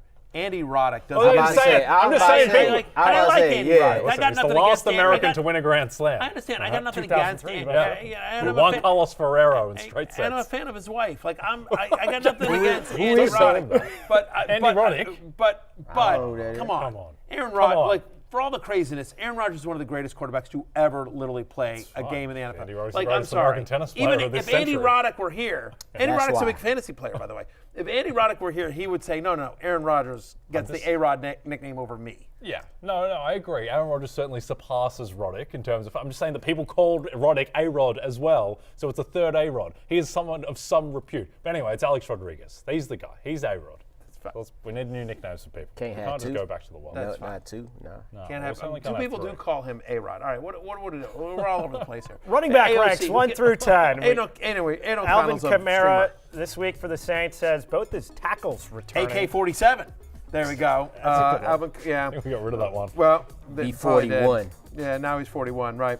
Either way, whatever his number is, I'll tell you a number that does matter here. 26 touches and a 22.5% target share. That's what Kamara is averaging over his last 4 games. Giants, by the way, give up the second most fantasy points to opposing running backs in the last month. So Alvin Kamara, the last standing saint. Like, they got no one else. Like, should have a massive workload here. He's my number 2 running back today.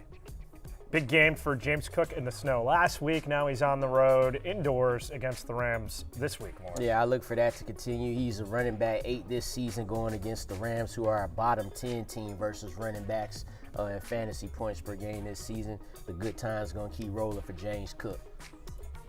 Dropping the dial down, 11 through 20. Rico Dowdle, part of that Monday night matchup with the Bengals, and you got him just inside, Matthew, your top 15.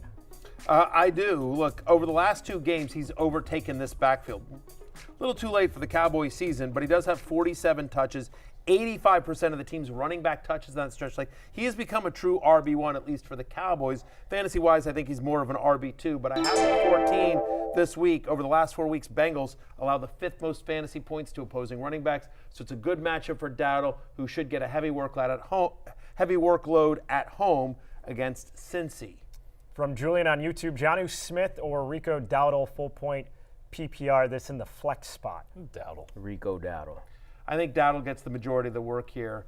Jonnu Smith has been ripping it up. He's been terrific, and you never know what version of the Jets defense is going to show up. But again, I get nervous if that game it gets ugly because the Dolphins don't need to do much to beat the Jets. I think the Jets offense is going to struggle on the road there. So Dowdle, we like Dowdle.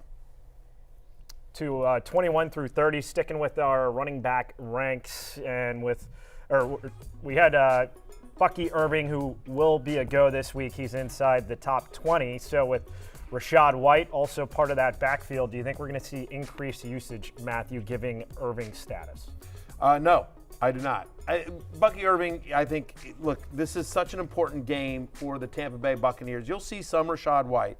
But in the 2 games since the Buccaneers Week 11 bye, he's gotten under 35% of the team's running back touches, right? He's getting 33%.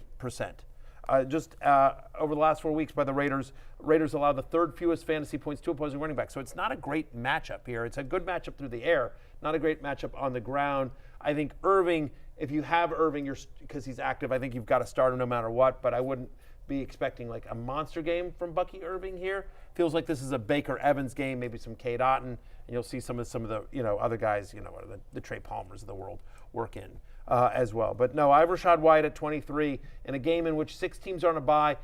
A couple of big name running backs are out, and we've already had a Thursday night game with some big name running backs that have already played, and so they're out of the rankings as well. He's still only running back 23 for me today. Yeah, Bucky Irving's rushing prop on DraftKings is double Rachaad White's, 66 v 33.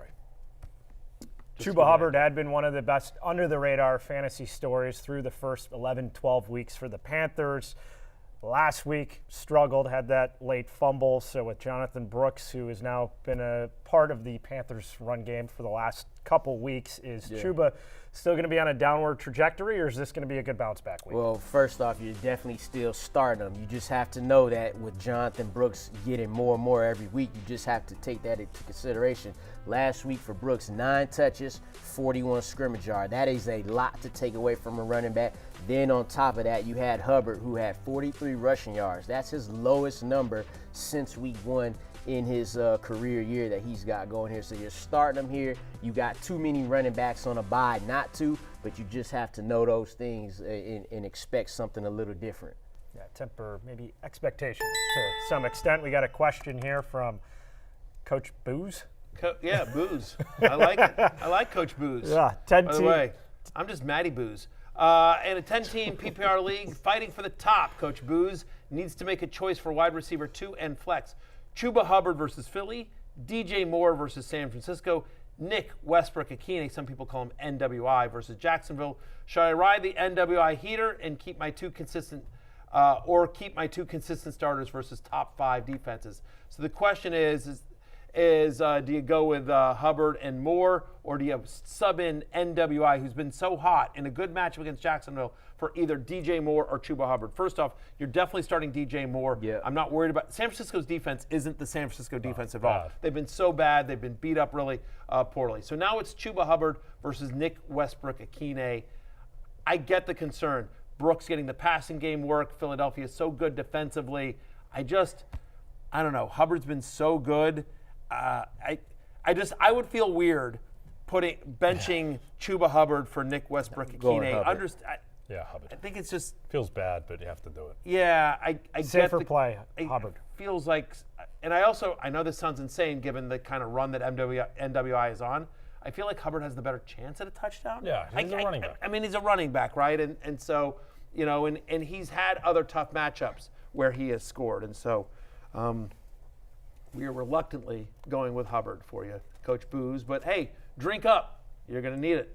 It is pretty crazy that Nick Westbrook-Akine has 8 receiving touchdowns and under 400 receiving yards on the year. It's so disproportionate. 8 on like 20 receptions. Yeah. It's such a statistical anomaly. And look, he is getting a 20% target share. Levis does like to throw it deep. It is a good matchup here, but still, I don't know.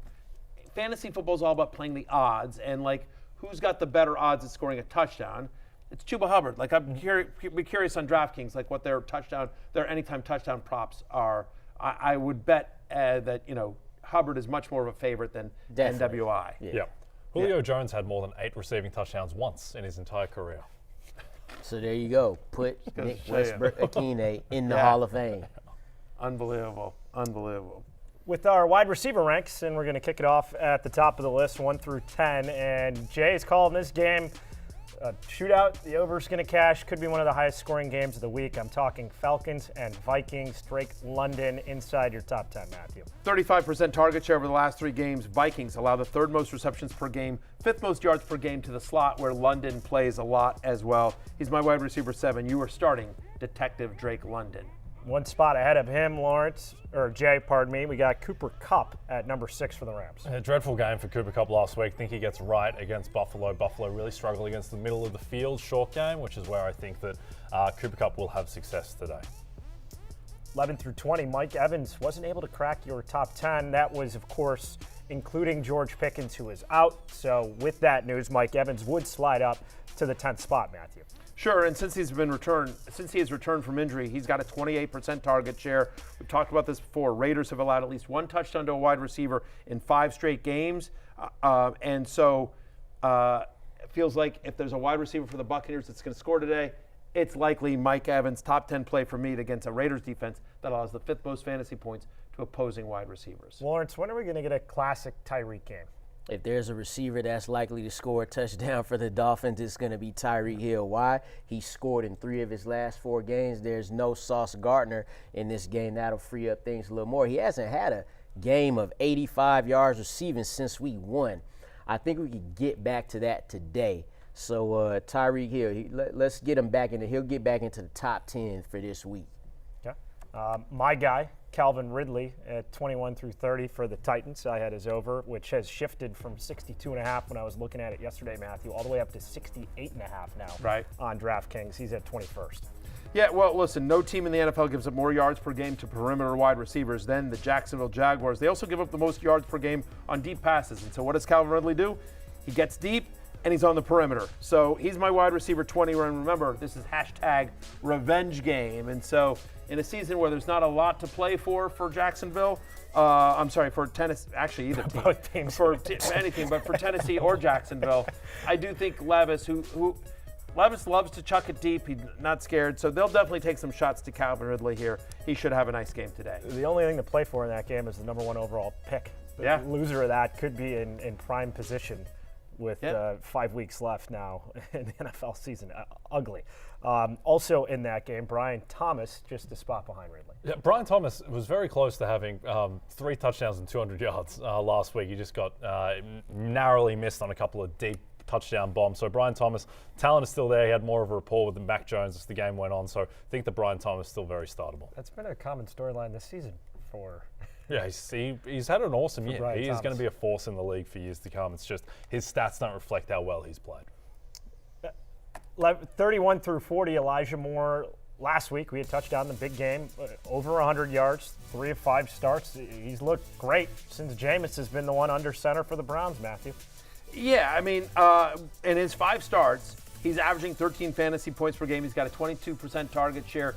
No Cedric Tillman again today for the Cleveland Browns. I expect after Monday night that maybe Mike Tomlin will pay a little bit more attention to Jerry Jeudy than was paid to him on Monday night. So Elijah Moore, again, he's wide receiver 35, but I do think there's some, wide receiver 4 upside for Elijah Moore here as well. How bizarre was that coverage scheme on Monday night for the Broncos with Jerry Jeudy? It made no sense at all. I mean, the whole broadcast they're talking about Vance Joseph has done a great job. Here's Jerry Jeudy going for throw somebody on him. When they put Surtain on him, he did nothing. Yeah, well, I know exactly. Keep Surtain on him. You've got this other guy on him who's getting cooked. Stop with a single coverage. For Levi Wallace. Yeah, Levi Wallace. Good Lord. It was like.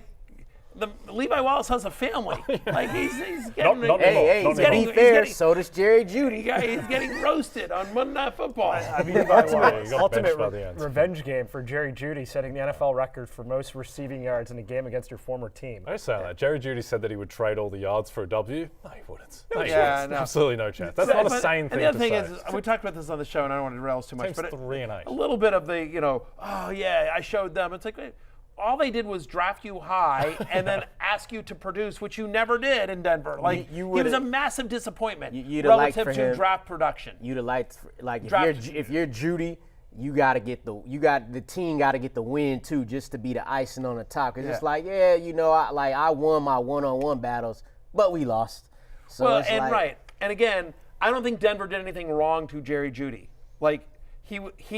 There's no question that based on draft capital, and Jeudy was projected to be a first rounder by everyone, he did not produce. He was a disappointment. So there you go. Jameis has revitalized his career. It's been a renaissance.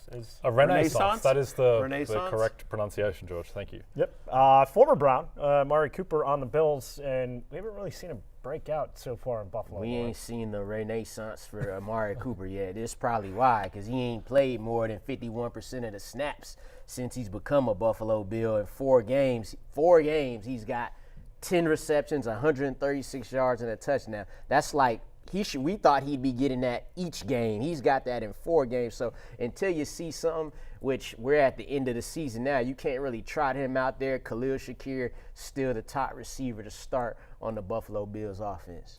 Tight end rankings, and we got George Kittle as a guy who's cracking the top 3 this week against my Bears. George Kittle's played 7 different games this year without Chris McCaffrey. He's got a 24% target share. He's got 6 touchdowns in those 7 games. He's averaging 18 fantasy points per game. Start George Kittle. Brock Bowers, he's got a firm grip on that number 1 spot in the ranks. Yep, I think Brock Bowers will clearly be the number 1 tight end. Next year drafted, he is playing like the best tight end in football from a fantasy perspective. And the Bucs, very favorable matchup. They give up the most yards per attempt to tight ends. Work our way down to 11 through 20. Will Dissly for the Chargers. We'll see what type of game he has, especially if McConkey unable to go. Yeah, we've talked about him a few times, but again, 18% target share since the Chargers bye. He's overtaken this role, and it's a nice matchup against the Chiefs. Kansas City gives up the most receptions per game and the most yards per game to opposing tight ends. So even if McConkey is out there, he might be limited as well. Dissly will be a favorite target of Herbert as well. I like him. He's tight end 11, so let's not get crazy. But, I think he's got a shot at a touchdown. Probably get you, 4 for 40 with a shot at a touchdown. Last week, I believe Pat Freiermuth, desperation play, had a good game, 60-plus receiving yards and a touchdown this week, just inside that top 15 against the Brown secondary that's been leaky. He's coming off his 2 best games yardage-wise for the season, 68 and 59. One of those was against Cleveland, and now you're missing your leading receiver in George Pickens, and you know who's the second, and by far, well, it's Pat Freiermuth, so he'll be more of a factor here against the Cleveland Browns today. Browns, and you always got to look for the David Njoku fit. Lawrence, what's the breakdown? Me and David, I don't know what's the breakdown of this. That's David Njoku. I mean, he wearing, that's Judy right there. Right, then we got pink. we got Njoku. He wearing a shirt today. That's all I can say. Yeah. It is Shout scarf out to weather. him wearing a shirt. I don't like the look at all. Yeah, he done switched it up. Yeah. Less, Let's see some skin. Yes, less attire. Come on, man. It's a pretty deep cut It's on the neck. outrageous. Yeah.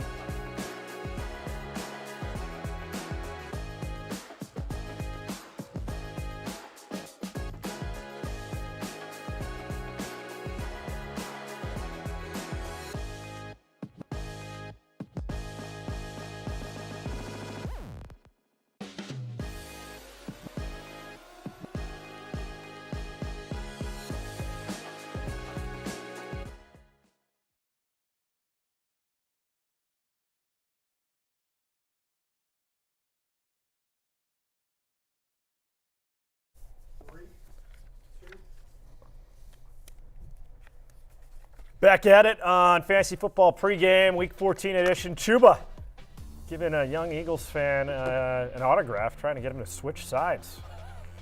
Yeah, I don't know if I were the young Eagles fan, I would jump off the bandwagon when you're 10-2. And they don't need no help at that position. Oh, that's overly persuasive. Very good way to put it. Beer goggles, scale of 1 to 5 beers. What would it take for you to start these players? Real quick, we got the CFP field of 12 set. Quick react. Bama got screwed. No, That's all it is. Screwed. Yes, they did. Screwed, strong word. Yeah, Listen. they did. Can't lose to Vanderbilt. Oh, I just. And Oklahoma. By the way, I just sent out a tweet that's going to be like that everyone's going to flame me for. But just saying basically what I'm about to say here, which is like, look, I get it. They had a bad loss to SMU. Alabama did, but like SMU hasn't beaten anyone. They're in a much worse conference. They played the 60th toughest schedule in America. Alabama played 16th. You can at least point to, yes, Alabama had some bad losses, but they also had signature wins, against Georgia, right? And against LSU. Whereas you look at teams like SMU where they beat Duke. Yeah, I mean, 9-3 Duke. Whatever. I mean, come on, Lawrence. They played a tough conference championship. Hey, look, I wanted Bama to go in too, but what about Miami? Clemson, a question for you: if Clemson loses that game, is Clemson in? No. Playoff? Exactly. No. They beat Nah. a team that shouldn't even be in the play. They lost to a team that Clemson shouldn't definitely would have been out. Exactly. They beat a team that wouldn't even have been in the college football playoff. They lost to a team that wouldn't even been in the playoffs. So anyway, I need some beers. Whatever. In fairness, I will say this though: Alabama did it to themselves. You can't lose They on the road did to it to Oklahoma. themselves. They did it to themselves. And Bama kind of had the tiebreaker where they got in last year, so They had football to do karma it. gods They had to do it because if evening it out. SMU doesn't get in, then it's like, what's the point of reaching the conference championship game? I agree. Yep. Beer time. Carolina at Philly.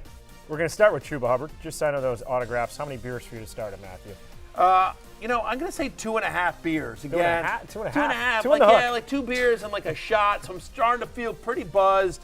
Not fully there. Like concerns about the usage of Jonathan Brooks. Brutal matchup against Philadelphia since week 4. Kyron Williams, Derrick Henry, the only running backs to rush for more than 63 yards against Philadelphia. With Hubbard, what you're going to need is you're going to need some receptions, some passing game work, and hopefully a touchdown. But the concern is that Brooks was getting some of the passing down work here. So he's my running back 21 because we've got big name guys that are on a bye and injured as well. So he's a high end flex for me, but I'd need to feel no pain, as it were, to start Chuba today.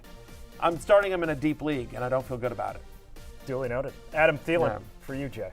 Yeah, 4 beers for me on Adam Thielen. He's turned the corner. He has a rapport with Bryce Young, but just a really difficult matchup going up against Quinyon Mitchell, Cooper DeSheen, Darius Slay. Devontae Smith for the Eagles, Lawrence. I would say 2 beers. He is coming off the injury, but there's no Dallas Goedert. I think with Smith coming back, they try to get him going a little bit early and see what he could do upon his return. So I'll go 2 beers for Devontae Smith. Okay, in the Gutter Bowl, Jacksonville at Tennessee. Matthew, how many beers for Tony Pollard? I'm going to say 0 beers. Look, the Jags have allowed over 100 yards from scrimmage to a running back in 5 straight games. They give up 31 fantasy points per game to the position the Jaguars do. So Tony Pollard, who's kind of overtaken this role, even with Tajay Spears back the last couple of weeks, Pollard's gotten the majority of the work here. So I would be stone cold sober and willing to start Tony Pollard. No issues whatsoever. I'm as a top 8 play this week. Other sideline, how many beers for Travis Etienne to start a running back for the Jags? Little buzz for T-Eat. 3 beers for Travis. I guess that he's getting the work. T-Eat, that's what they call him. That's what on they call him in C-Sut Florida. level right there. T-Eat, it's fine. T-Eat. Fine. Let's move on. Look, he's getting the work. It's an ugly match, this one, and not the easiest matchup going up against the Tennessee run defense, but just through volume, he should be able to get enough to justify putting him in a flex. I just like that you said to eat and you're forced to be on a 2-shot, and you just saw Lawrence's face cringe as that came out of your mouth. T-Eat. Yeah, Ooh. that'd be 5 beers for Lawrence to accept that nickname. Yeah. How about Brian Thomas, Jags rookie wide receiver, Lawrence? Just 1 beer, probably one of the best starts in the game. At least now he's shown that he could do a little something with Mac Jones. 2 games in a row with at least 7 targets, 75 receiving yards. Like you said earlier, Jay, he really could have went off last week, and the Titans have actually allowed at least 70 yards and a TD in 3 straight games to receivers. So just 1 beer for Brian Thomas. Rematch of the snow game where the Browns upset the Steelers just a few weeks ago. Cleveland at Pittsburgh this week. Russell Wilson coming off a monster fantasy game last week. How many beers to start him now? Who, Brian Thomas? Russell Wilson. Oh, Russell Wilson, because I saw Brian Thomas on the screen there, and I'm like, oh, there we go. So it says 2 beers. Here's what I say. I was just So like, you that's weren't confusing listening to me. me. Listen to Georgie. No, I'm watching. I'm arguing with people on Twitter about Alabama. Bama still I got much him a more little important things to flustered. do. All right, no. Here's Mine's what a I pretzel. would, and also I'm also still drunk from my Chuba Hubbard. Here's what I'm going to say about Russell Wilson. I know the graphic says 2 beers, but that was when I thought George Pickens was going to play. Now that George Pickens is out, I want 3 beers and a shot. I'd want to be pretty buzzed to look to start. Russell Wilson doesn't run really, so it's really about and now he's got Calvin Austin, Van Jefferson, like Mike Williams. Just it's not a lot here. This could be an ugly game as well. I'm nervous about Russell Wilson in this game. These games always feel ugly to me. These AFC North battles, Cleveland and Pittsburgh, 2 teams that don't like each other. So given the lack of George Pickens in this game, who's been so responsible for a decent amount of production from Russell Wilson, I'd want to be pretty drunk. He's a mid-tier QB2 for me today. Russ. Jaylen Warren going to get much run in this one for the Steelers?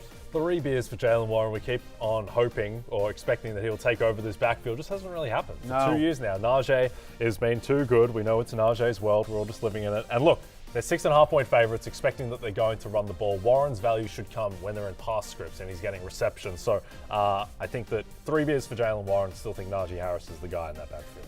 Lawrence, where do we stand with Nick Chubb now? I would actually need 4 beers to start Nick Chubb. Even in this bye week, I'd take a guy like Chuba Hubbard over him. And the reason it's not 5 is because there's a chance he could get that touchdown. His longest run of the season ain't but 15 yards. He was outproduced by Jerome Ford last week, 62 yards to 45, despite the fact that Nick Chubb gets more touches. So I would have to be feeling pretty damn nice to start Nick Chubb this week. Final game we're looking at, Buffalo in LA to take on the Rams. First guy, we have Amari Cooper, Matthew. We do 3.5 beers, maybe 4, 3 beers and a shot. Since he's joined Buffalo, he's got an 11% target share, right? And a 53% route participation. Ken Coleman expected back as well. And Cooper, 3 or fewer targets in each of his past 3 games. Cooper, a nice addition for the Bills. Fantasy-wise, though, it's just there's so many weapons there. Now, helped a little bit by the fact we don't expect Dalton Kincaid to play in this game. But still, Coleman's back. You've got Cooper, Shakir, Dawson Knox on the road at LA. They're going to probably run the ball with James Cook. You're going to hope for a touchdown here. I don't feel great about his usage. I want to see it. I want to see consistent usage from Amari Cooper. But, watch Matt Collins score 2 touchdowns in this one. Josh Allen is going to have an awesome game, but who he's going to get the ball to other than James Cook? Maybe Khalil Shakir. I don't know. Don't feel great about any of the Bills.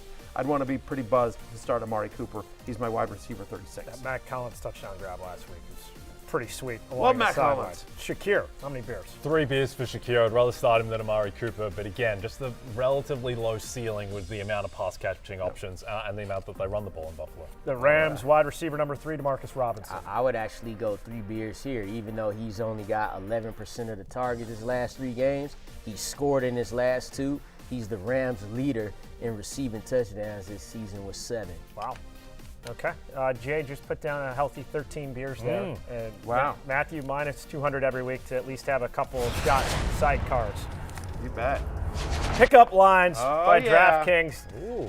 Jay, bets cashing 11-4. Lawrence also well above 500, 9-6. But we do I mean, well you in can't, this segment. We're very you proud can't, of this. Very well in this segment. Good one to tell, folks. Matthew cannot say no to the Aussie. He's been picked up by Jay 10 times. Well, you know what, Jay? I have an appeal with American men. He does. He does. We of a always, certain have age that. bracket. Yes. We always have that. We'll have that moment in Buffalo. Yes. That night in Buffalo. So what do you guys got? All right, I'll start it off here. You know how I roll. We're going to go You like plus money? light plus money. And you heard me talking earlier about Trey Tucker, 86 yards. Well, we're going to rein it in a little bit. How about 40 yards, right? Okay. At plus 145. You heard the numbers earlier about how Aiden O'Connell's thrown for thrown 35 and 40 passing attempts. Now he's going against this Tampa Bay pass defense. But if that ain't enough for you, right? Tampa Bay allowed 3 wide receivers to hit this in Week 13. 3 receivers hit 40 yards in Week 13. Adam Thielen, Xavier Legette, and David Moore. Week 12, they allowed the Giants to let 2 receivers hit this, and that was with Tommy DeVito at quarterback. So it's a measly 40 little yards at plus 145. Look, Trey Tucker. Me and George here out there with 40 yards. Look, Jay could get 40 yards here against this Tampa Bay defense. Trey Tucker had 1 target and 1 catch last week. It was 58 yards. So I feel pretty confident that he could get that against this Tampa Bay pass defense, which is bottom 3 in the NFL. All right. Plus money. What say you? Interesting. It's a very compelling argument, but it is Trey Tucker. Tommy DeVito I'm with you. got 2 receivers to this. Yeah, Lawrence, very fired up for this segment. So my bet, I'm going to go for the heartstrings, Matthew. Yeah. NWI, a.k.a. Boyzone, a.k.a. the new kid on the block in the Titans pass game. Longest reception for NWI, over 18 and a half. Okay, so he's gone over in 3 straight with Will Levis. He goes up against the Jags pass defense that gives up the most explosive plays in the NFL, and you know who loves to throw it deep? Will Levis. So I think that NWI breaks the shackles and gets at least one 19-yard reception. Both very compelling. I'm going to make both those bets, but I can't believe it. But Lawrence, I'm going home with you tonight, Let's man. go, Trey. Let's go, Trey. Make us proud, the plus Trey. money, like you made a compelling argument there with a 3 as well, and The measly 40 yards got him over the finish line. Look, nervous Brock about Bowers, yeah, you know, Jacoby Myers, Trey Right. Tucker. yeah. I'm nervous about NWI, but I'm doing both bets. I like both bets. I will do both bets. So there you go. There we have it. We got a Twitter poll here. Okay, yeah. Let's see. America has spoken. Oh, hey, look, 20%. So screw you guys. If Single you- digits. if you No, want- screw you. If you want to spin it as a positive, CSUT was 5%. So this is a 4x improvement with McConculus. Lawrence Jackson said earlier that it would be single digits I in said here. 7, 8, 9, Right. maybe 10. So 10 is double digits, Come on. just like 20 is. 20%. This isn't some Senate bill where if you get to 20%, like you pass the bill. It's not how it works. I You got disagree. crushed. No, You this got is crushed 80-20. This is This a. isn't something to celebrate. The hell it's I not. don't know, it might be. Because that 5 was. It takes a while for people to appreciate genius. No, It's it going to doesn't. build They momentum. say it immediately. It's going to build momentum. I can't wait for the McConculus T-shirts.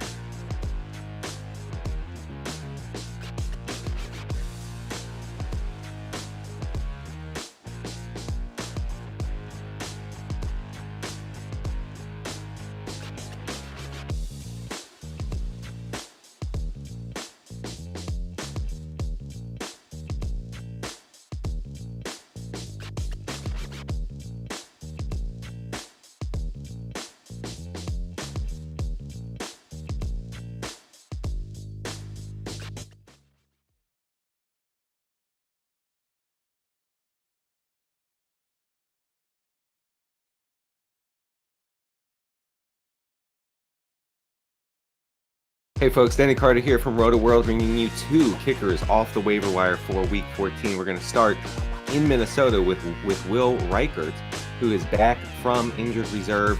He takes on a Falcons team this week that's allowing the third most fantasy points per game to kickers. It should be a really good spot for Reichert, who had double-digit fantasy points in 3 of 5 games before going to IR.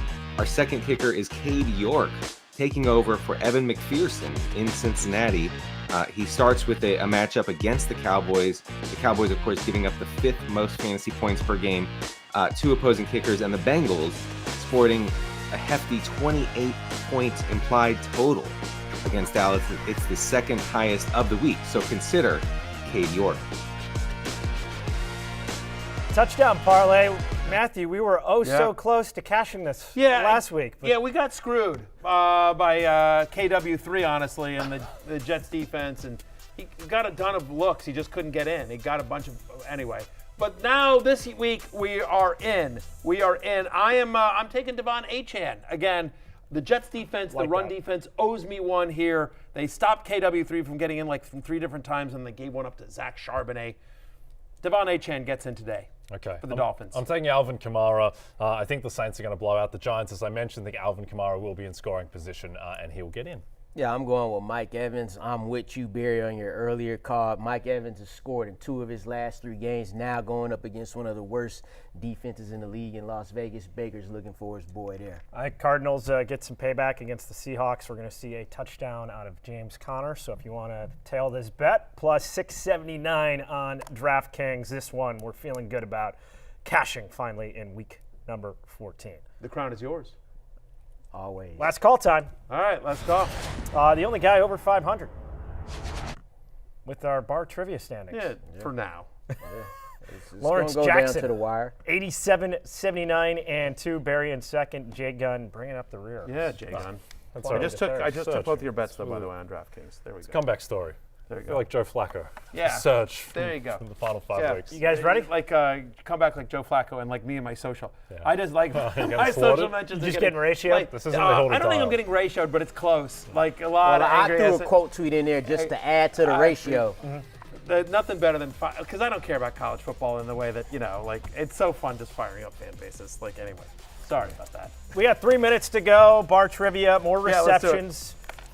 The Riddler or Evan Ingram? Evan Ingram. Give me the Riddler. The Riddler. More receiving yards, Tyreek Hill or Devontae Adams? Tyreek. Tyreek.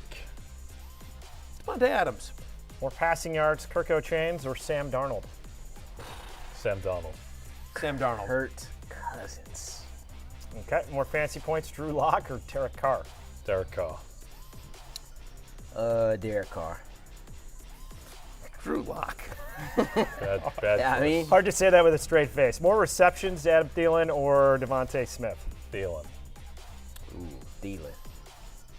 Do it, man. Devontae Smith. Why not? Okay. I'll either be in last or first. Let's go. Next one, we have to skip because George Pickens is out. So more passing yards, Baker Mayfield or Aiden O'Connell? I'm Baker. gonna go Aiden O'Connell. Baker. Okay. More fantasy points, Marvin Harrison Jr. or DK Metcalf? DK. DK. Marvin Harrison Jr. More total yards, Kyron Williams or James Cook? Kyron Williams. Kyron Williams. Kyron. Wow. Kyron across the board. More receptions, Keenan Allen or DJ Moore? DJ Moore. Keenan Allen. DJ Moore. I made a mistake there. You might have. More passing yards, Patrick Mahomes or Justin Herbert? Man. Patrick Mahomes. Give me Mahomes. Herbert. More receiving yards, Jamar Chase or CeeDee Lamb on Monday night? Jamar Chase. Jamar Chase. Jamar Chase. There's no way. Drew Lock is going to run for a touchdown today just because. Just because. In some leagues in- I have, in I his hope end so. zone or the other end zone? Possibly both. That That's was, got to be one or the other. That was Connor's. Safety? Will he take a safety, perhaps? Yeah. That was Connor's deep cut on Friday. Yeah. The over rushing yardage prop. Oh, producer Pete. Oh, backup producer Pete. Okay. You want to take this one, Matthew? I'm an underdog and need upside. Start Chuba Hubbard or Travis Etienne. This is not the League of A-holes. I've got that one. Connor Rogers in the bag. I upside, I'm going to go with Chuba Hubbard actually here. I ETN. That tough with Bigsby playing, ain't he? Yeah, Bigsby is Yeah. playing. Yeah, exactly. I'll go Exactly. Chuba And Hubbard. Tennessee's pretty good defensively. So I think Chuba Hubbard Huber has Hubbard? the more upside. Chubba. Uber cupboard, the Chubbler. Chubbard. The Chubler. The Chubla. What are you going to do? Bring us home, Alabama Matthew. did it to themselves. They had a chance. They should have done it. Yeah. Still should have been in. They're a better team than SMU. Yeah, Heads up, they would win. congratulations. Heads up, they would win. Yeah, but we'll It's never closing know. time. You don't have to go home, but you can't stay here. For Lawrence, Jay, and George, I'm Matthew. Roll Tide! Go get your win. Peace out.